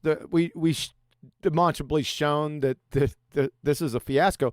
I mean, fairy tales are blushing. Yeah, and the thing is, we can't ask the guy because he's long gone. We don't need that. Yeah, that's true. And they could be falsely attributing something to him. So, Al, just if you're listening out there, I apologize in advance, because it has been known for people to retroactively attribute things to certain people that they didn't want attributed to them. So we're speaking to you just as a name, not as your person. So please forgive me, sir. Yeah. Oh, just QE. Welcome to Flat Earth, Al-Biruni. If you go through the foyer into the back, there's a lounge. You can sit there and chat with Newton, who had all sorts of shit ascribed to him. Exactly. So. They might have some fun up there if there's an heaven. Well, they've done it before, right? I'm sorry, Brian. They've done it before, and we know who they are. They've done it before with Newton. They took his credentials, for the lack of a better term, but his status or stature at the time, and then attributed that to him when he clearly said, we have the letter, that not to do that. So we have precedents. We have from the past that has been done, and that's why I spoke up. Go ahead, Brian. So sorry, I just wanted to get this in before you moved on. Yeah, just to add to the nonsense, from that'smaths.com, they're claiming that Al-Biruni measured a 0.7 dip angle to a sea horizon, right? But if you even do the angular size of that mountain from that distance, it's 0.2 degrees. So they're 0.5 degrees over what even the angular. Now, I know perspective doesn't exist on their model, but the point is that the angular size of the mountain is 0.2 degrees in reality, from if we're using angular sizes from that distance. Whereas, but they can't even use angular size if they don't follow on with perspective, right? Right? Well, yeah, I mean, that has nothing to do with them. The angular size has nothing to do with them. And even at that, it's not even angular size is not perspective because it's an orthographic calculation. But it's still... No. It's still, come on. You said 0.7 degrees to a sea horizon. We just demonstrated how far it is to get. It would be to generate a sea horizon. That mountain's not high enough to generate a sea horizon. Yeah, it's 320,000 feet below the 1200. Yeah, you can't generate the Earth's curve obstruction. The rest of the foothills of the Himalayas will obstruct you way before. I know that. Yeah, and this is my point I'm making. Listen to the claim. It's not the claim that supports it isn't possible on the thing they're trying to claim. Yep. Yeah, that's my point, though. That's the point I'm making. They're trying to claim a 0.7 degree dip angle to a sea horizon from that point in Nandana, right? India or Pakistan. Yes, in reality, even as a calculation, we can only get a 0.2 to the mountain over a horizontal plane. So there's absolutely no way could have measured anything. Yeah. Oh, Brian's trying to beat a dead horse with another point that kills him. I'm beating it with another dead horse. Oh, I get you. You're saying the 0.2, which is obviously less than 0.7. The 0.2 is only achievable if it's viewed across a flat plane. Never mind the value of the claim with curvature not applied. Yes. We don't want to apply it yet. Yeah. I like it. Yeah. If we view it across a flat, and even if we, and remember, we're using a flat plane and we're calculating it orthographically. We're not even doing an actual measurement of the mountain from sea level. Yeah, that's because impossible. We can't do it. Yeah. Yeah. So, but their 0.7, their claim is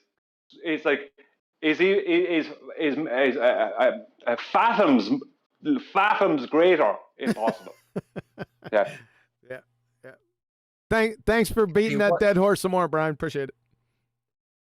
I think we're underestimating the power of Islamic scholars 1,000-odd years ago. I think that's part of it. Yeah. All it can be. What do other people think about that out there in chat? Are they saying, sorry, I haven't been monitoring chat. Maybe I should go back over there. They're probably talking about something completely different, like frigging horsepower of Bentleys.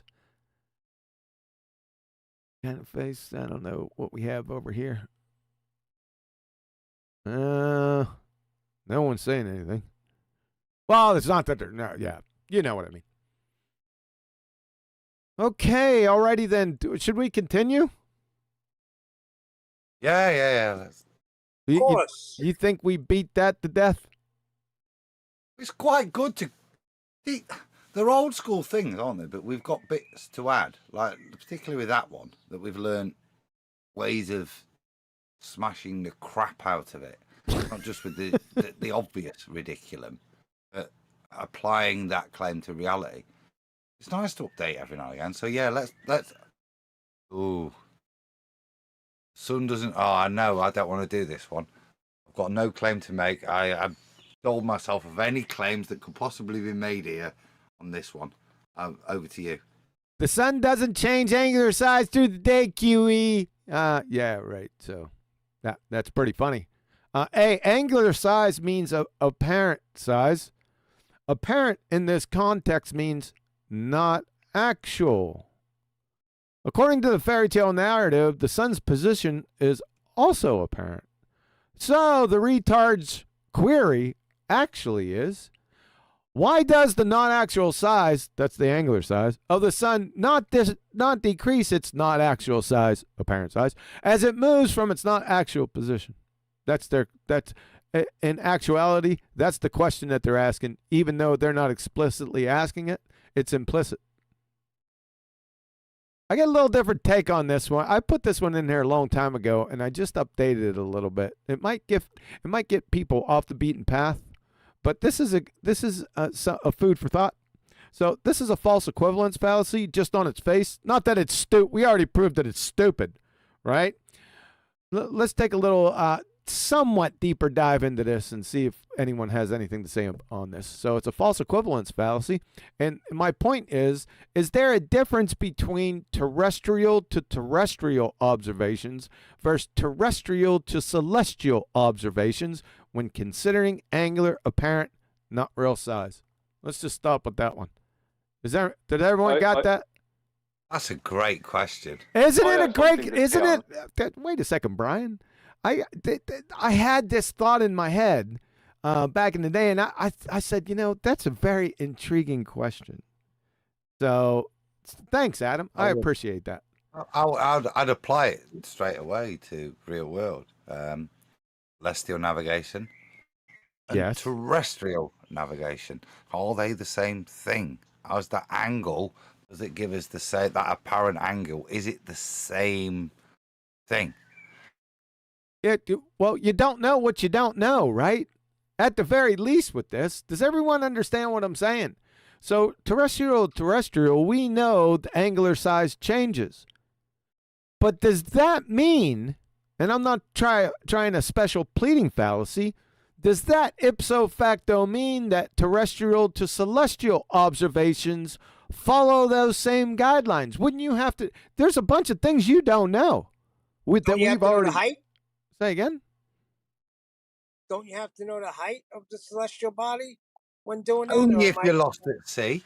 Yeah, only if you're lost at sea and you'll know. You're not following this. Hopefully everyone will get this. Adam, you got it, didn't you? Hopefully you. No. Yeah, Neil, follow it through. That is the point.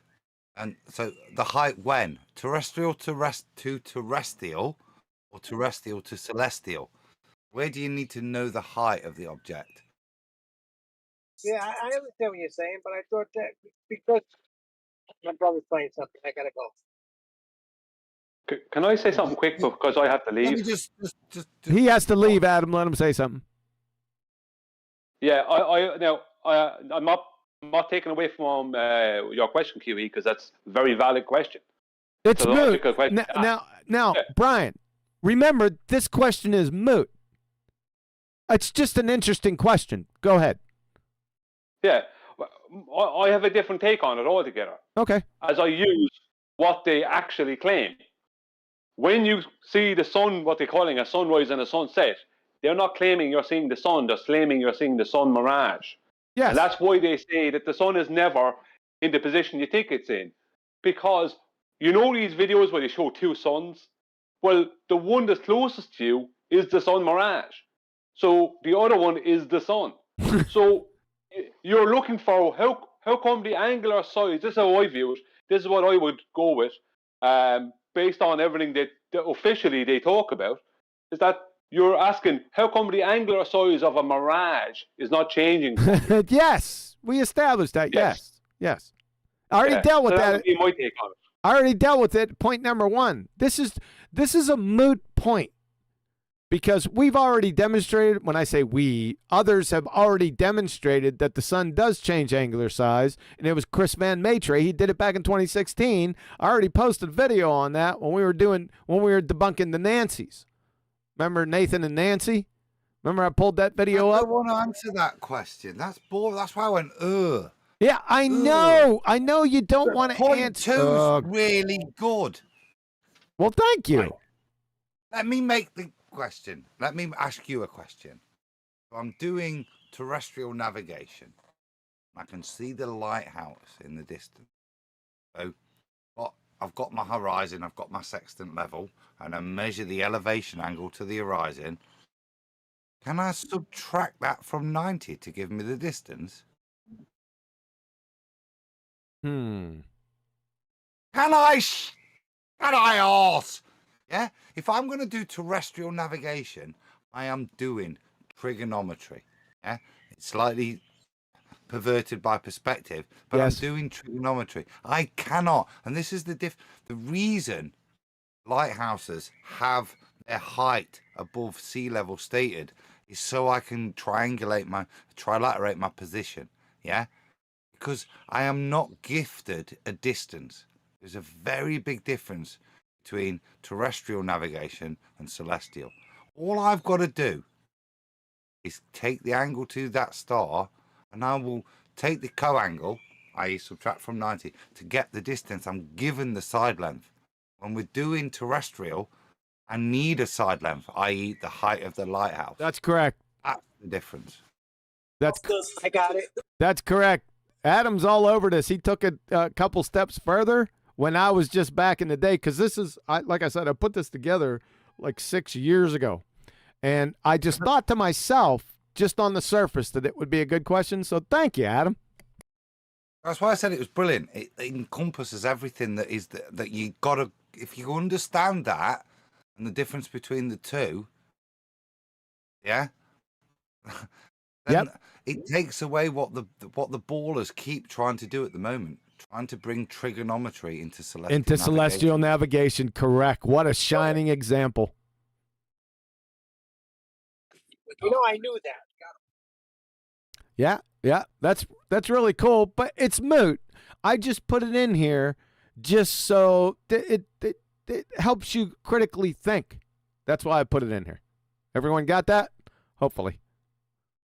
So, number 3, this entire fiasco is an affirming the consequent formological fallacy. If P, then Q, Q, therefore P. If the sun is 93 million miles away, or a great distance, whatever they say, you know, it changes week to week.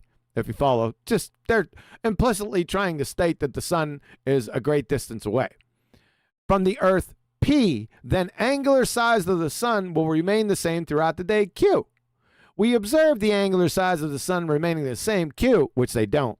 Therefore, the sun is 93 million miles away, therefore P. But together, it's an affirming the consequent formological fallacy. And it has underpinnings of a problem with this right here that we just went over. Did everyone catch that? Maybe not. That's okay. So, stop clumsily circle jerking us around with your mindlessly parroted second grade playground fallacy fantasies and prove the sun is 93 million miles away first, you daft muppets. Oh, and by the way, just like I said, YouTube, just punch into YouTube, Does the Sun Change Size by Chris Van Maitre. It'll pull right up. He'll show you all that he did right in front of you, all the equipment that he used, and it's over. So all of it, all the above was moot, right? But I just wanted to go through it systematically to kill it quite a number of times before we got to the mootness. Because again, though, look at their, just scroll up a little bit. See, it's a bit like what chocolate always says. Yeah? It does change size. It does spin.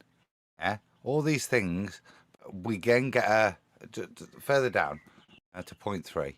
But what we get is a reason why we wouldn't feel it, notice it, be able to measure it. Yeah, so it does change size because it has to change size because the distance in the orbit, in their claim, changes. But they're saying it's such a great distance and the magnitude is not measurable, i.e. we are spinning, but you wouldn't feel it. Yeah. Shout out chocolate. That's the exact same thing in this in their proof to show you that. And this is the weird thing, because you're going to get to the point with Chris Van Maitre's work, is they're trying to say that it doesn't change and that it's not measurable, and then we go to reality, and it is, which debunks their if P then Q in the first point. Yes, sir. All of this is mostly all of this is moot, but we got to have a little fun. Tear it to shreds, right down to the little last piece of non sequitur meat. I like point 2. That out of that you were already thinking. Just go back, because that's really, like I say, it's not relevant to the point that's point 1. But the actual statement itself, like I said, I think is so poignant. Isn't it profound? Yeah, really is. It's kind of the I even sensed it in my gut. Back in the day. Go That's on. when you know it's legit. Go on. Keep on talking. How profound it is, Adam. Well, I am, because it is the argument that's being presented. I'm not blowing any more smoke up your arse. Stop it. But it is the argument that's being put to us right now in different guises and forms. Look at what the ballers are doing with triangles and all this stuff, yeah, and navigation. This is the argument in a nutshell. I Do gotta not compliment QE any further. Enough. I'm going to compliment you. Look at Matthew. You're right on point, Adam. I agree. So is this little question gonna pop up in the future? I think we should. Adam. I think so. I think it's perfectly worded. Is there a difference between terrestrial to terrestrial observations versus terrestrial to celestial observations when considering angular apparent size? I think it's fantastic. I don't think it even needs changing. It's already preloaded as well. Do you think this should be a housekeeping question? I think it's well worthy of that without any work. I thought. Damn. It's certainly open to criticism, but as a nuancing. But I certainly think it's look at it. Look at why it grabbed me. This is what they're trying to misrepresent right now. Yep. Really good question. Yep. You want me to send this to you, Adam? Sir? And Nathan. And Elijah. He's the pariah of new questions. So, hear what he says. Remind me before I go. Yep. All right. We got a few more left. Why don't you do them next week? Yeah, I'm thinking, yeah. Let's chill out on that. Because we went over, I think I made my points. And we've been going for almost 2 hours now. Not that we're going to close up shop right now, but I think that's enough for right now. Boy, Yeah. Betty wants out. Yeah, she does, doesn't she? Yes and no. And with that. Well, be careful because it does it. All right, let me hook it. That's what's going on right now. I agree. Adam, I'm going to send the question to you, and you do with it as you will, sir. How about that? Yeah, cool. I think it's worth bringing up to the panel on Friday. I think it really is. Like I say, it's very poignant to the point of attack or the misunderstanding I'm constantly dealing with Ruhif. Yeah. And as with as Neil was saying, with is it Matthew Learns, weren't it, Neil? This is what they're doing. And Dave Triangles McKeegan. This is the point of disconnect that they've got. And I think it'd be very good for them to be able to differentiate the difference between the two. When you start to grasp that, it will help them. Fundamentally, you still need straight sides. The difference is one magic. I used this years ago with Nathan, and Nathan used it. The majesty of the heavens. However, on whatever reason you're given that side length, that is what celestial navigation gifts to you. Side length. But remember that side length is side, a length, which implies it's straight. Yeah? That's what you're gifted. You're still using the principles of triangles.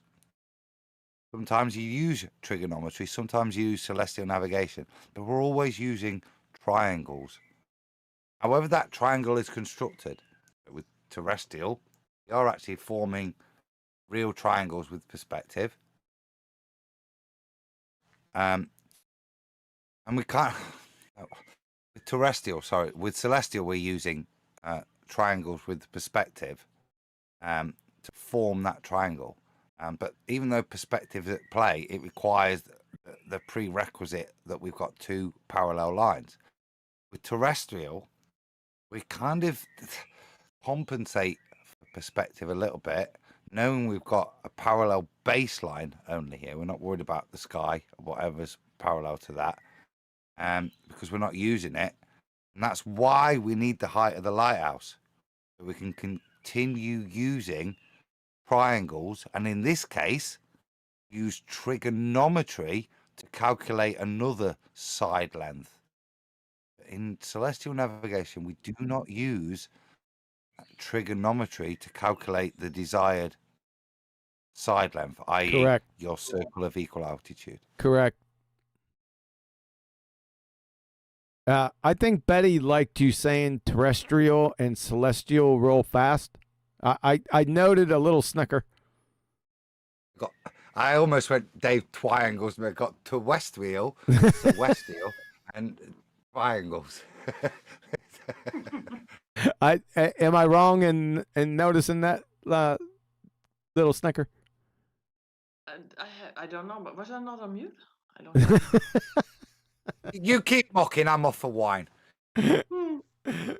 When he gets back, let's have him say luminiferous. Yeah, say luminiferous. Luminiferous. I bet he screwed it up. Luminiferous. Luminiferous. It's lumarious. You hack. Hack?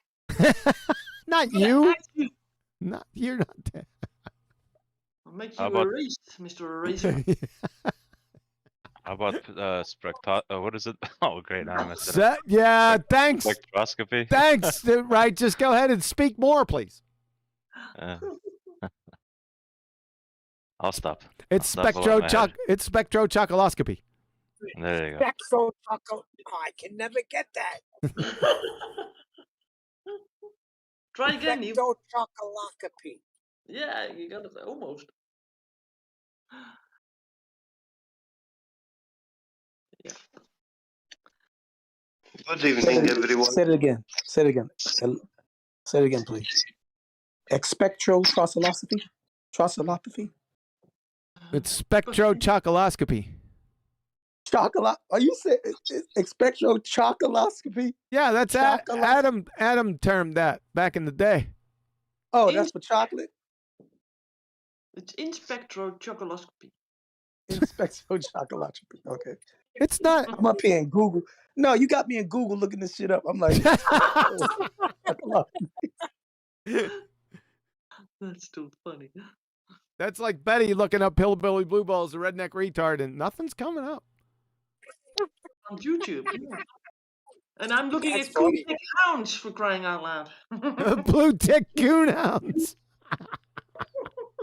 Blue tick coonhounds. Beautiful beasts, by the way. Say again. Nice hounds, nice dogs, right? What? Blue tick coonhounds? Yeah. Yeah, but kind of big. Too big. Yeah. Yep. Yep. Yep. Yep. Hello, everyone. Uh-oh. We got a new person on the block. So who are you? So are you? I'm Get Biget. I'm Romanian, and I know QE from 24/7 Discord. Way back in the day. Oh. Yes. Oh, wait a second. You're Romanian?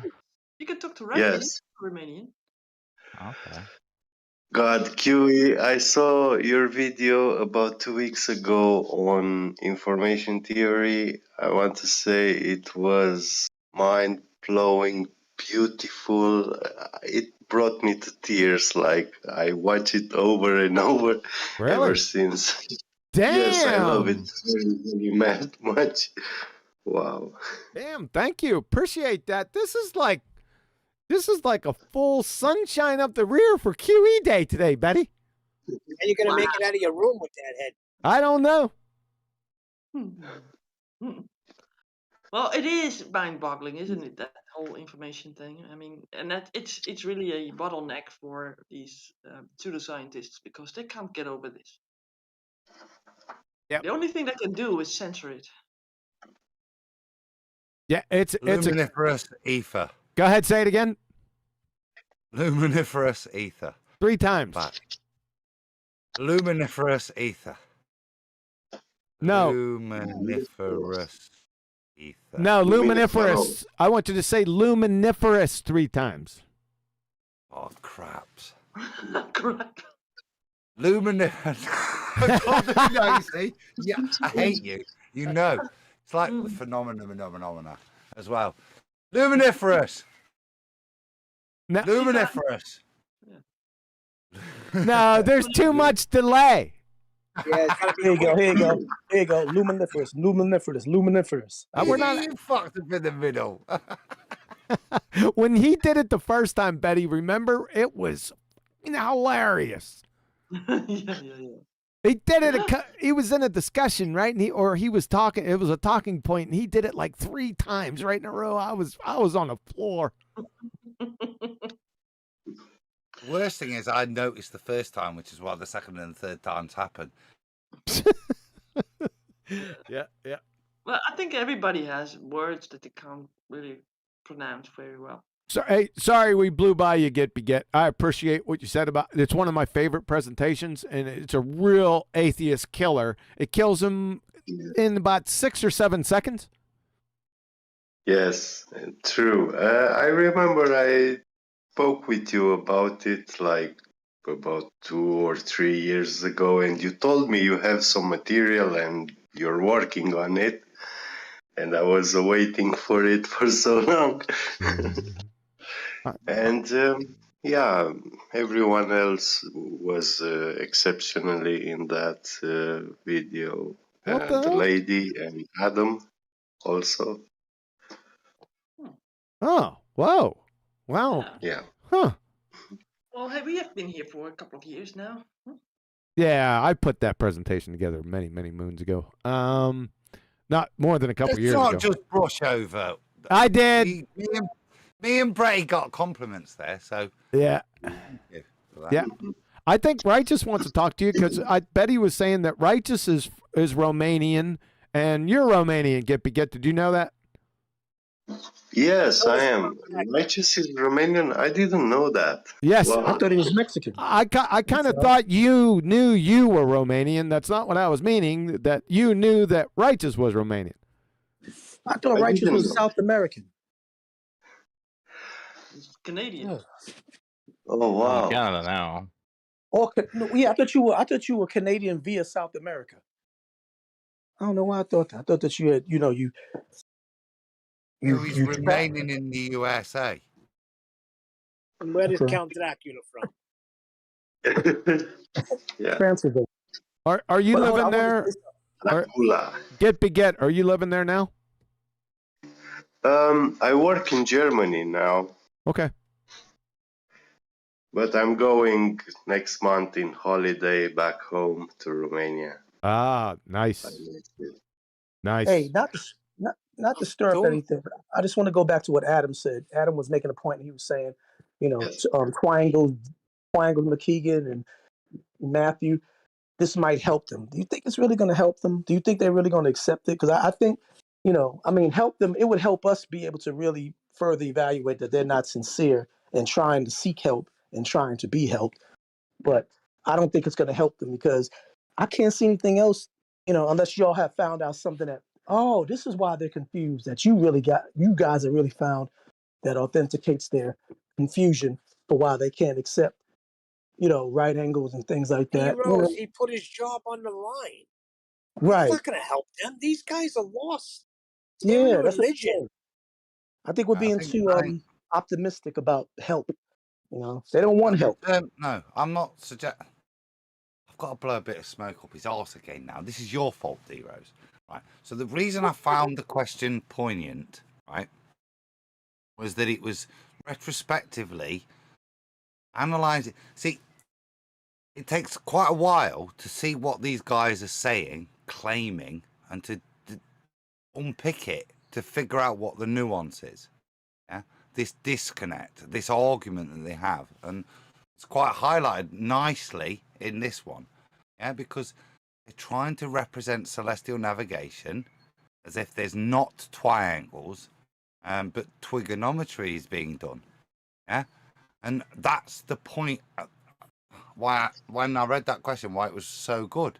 Is there a difference between terrestrial to terrestrial and terrestrial to celestial? Is there a difference?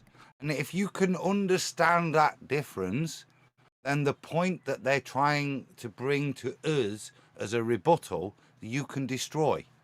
So it's useful to us as flat earthers batting off bullshit from ballers, not useful to help them understand, because I think they do understand. They're just deceivers. Right. What I'm saying is it's helpful for us. All right, It's got good you, to know. got We you, know, got but it's good for us to show it to them. But they ain't going to get it. In other words, show them their own cards. Yeah, Basically. we understand your deception. Yeah, we understand how you're trying to confuse us, and this is how you're trying to do it. They can't continue from that point, can they? They're doing quite a good job at the moment, guys. If you listen to the forums, triangles is still confusing because they're conflating triangles in celestial navigation and triangles in terrestrial. Yes.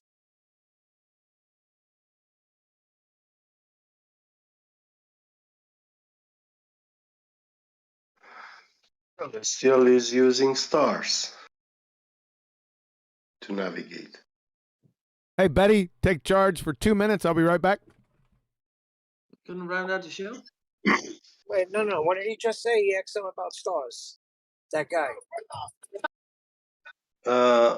Celestial navigation, it's navigating using the stars Yes. as a reference, yes. And terrestrial, I think it's following lighthouses and things like this.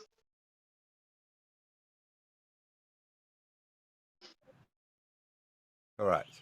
And we can use trigonometry to calculate the distance in terrestrial. Yes, approximately. Yeah. True. I work in CNC machining and I use every day ultra precision measuring instruments. I know how they work, they function. Also linear encoders. Yeah. Do they use, do they use lasers? Well, yes, actually, one of the best linear encoders are made by Renishaw. It's a brand in CNC machines. And these linear encoders, they are a band strip where they write on it, where they draw lines with a laser, but they are nanometric, and they have this little laser reader which is moving across this band strip. So it's like reading a CD, that kind of technology. It is very precise. These linear encoders are nanometric precision. They count each nanometer they travel. And I saw how Airbus indirectly actually proves flat Earth. Just on that, Nice. just on that. So these nanometer precision instruments Yes. use Yes, straight that's the lines. millionth of a millimeter. Yeah.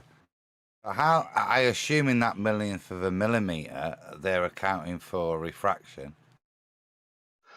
Well, that laser device, which is moving along this band strip, is always like 3 millimeters away from the band strip. So 3 meters of refraction to account for in the No, calculations to 3 make millimeters. 3 millimeters. 3 millimeters. But we're still going to Yes. account for the refraction that would occur there, to be precise.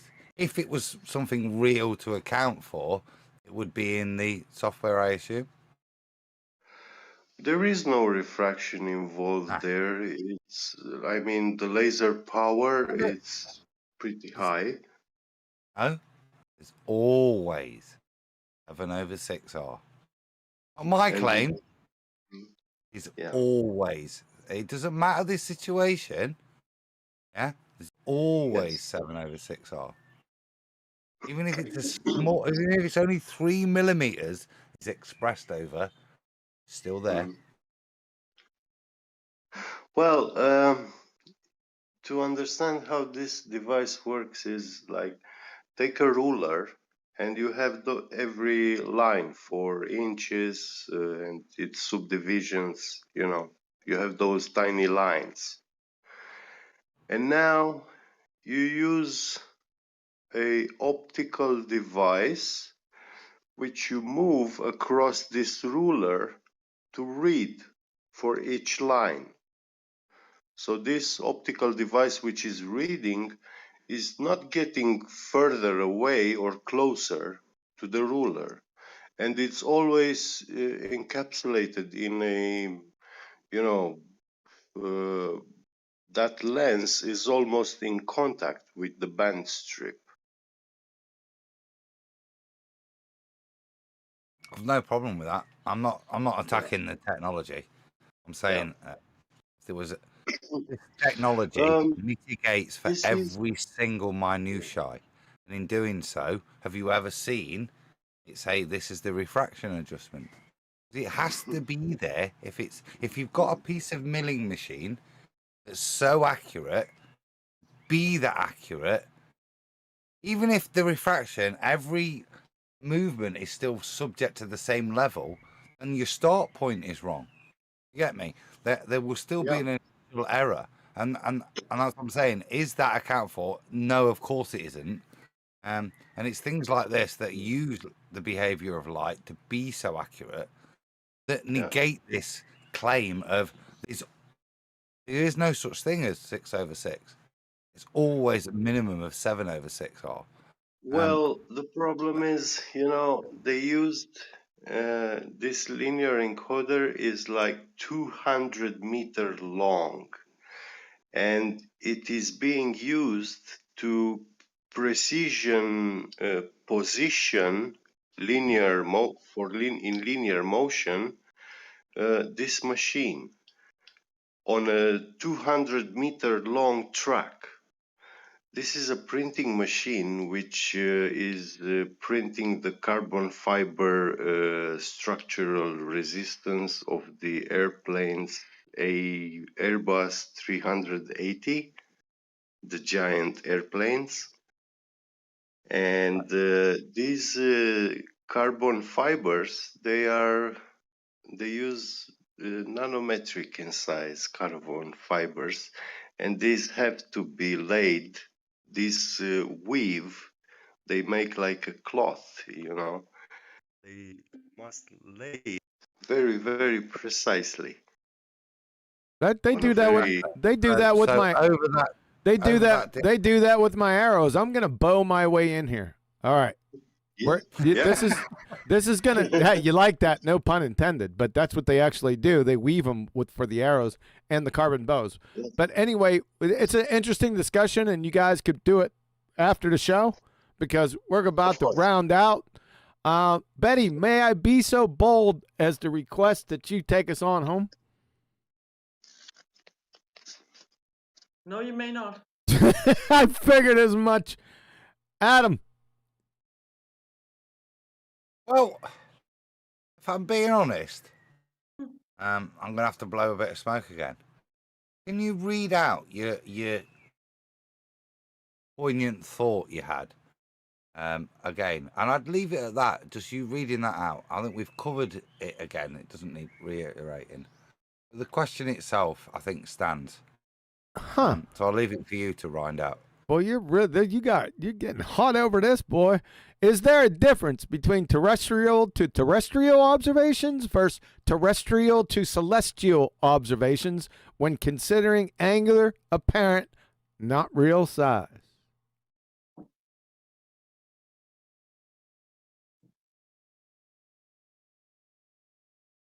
We're lost, Nathan. What do we do? You're the navigator. I've got to calculate the height. Quick, sharp. How high is that star? Get on it. How do we calculate the height, Nathan? I don't know, but it's going to save our lives if we figure it out quick, sharp, when we're lost here. Or you know actually how high it really is. Hold on a second. Maybe someone on board already knows the height.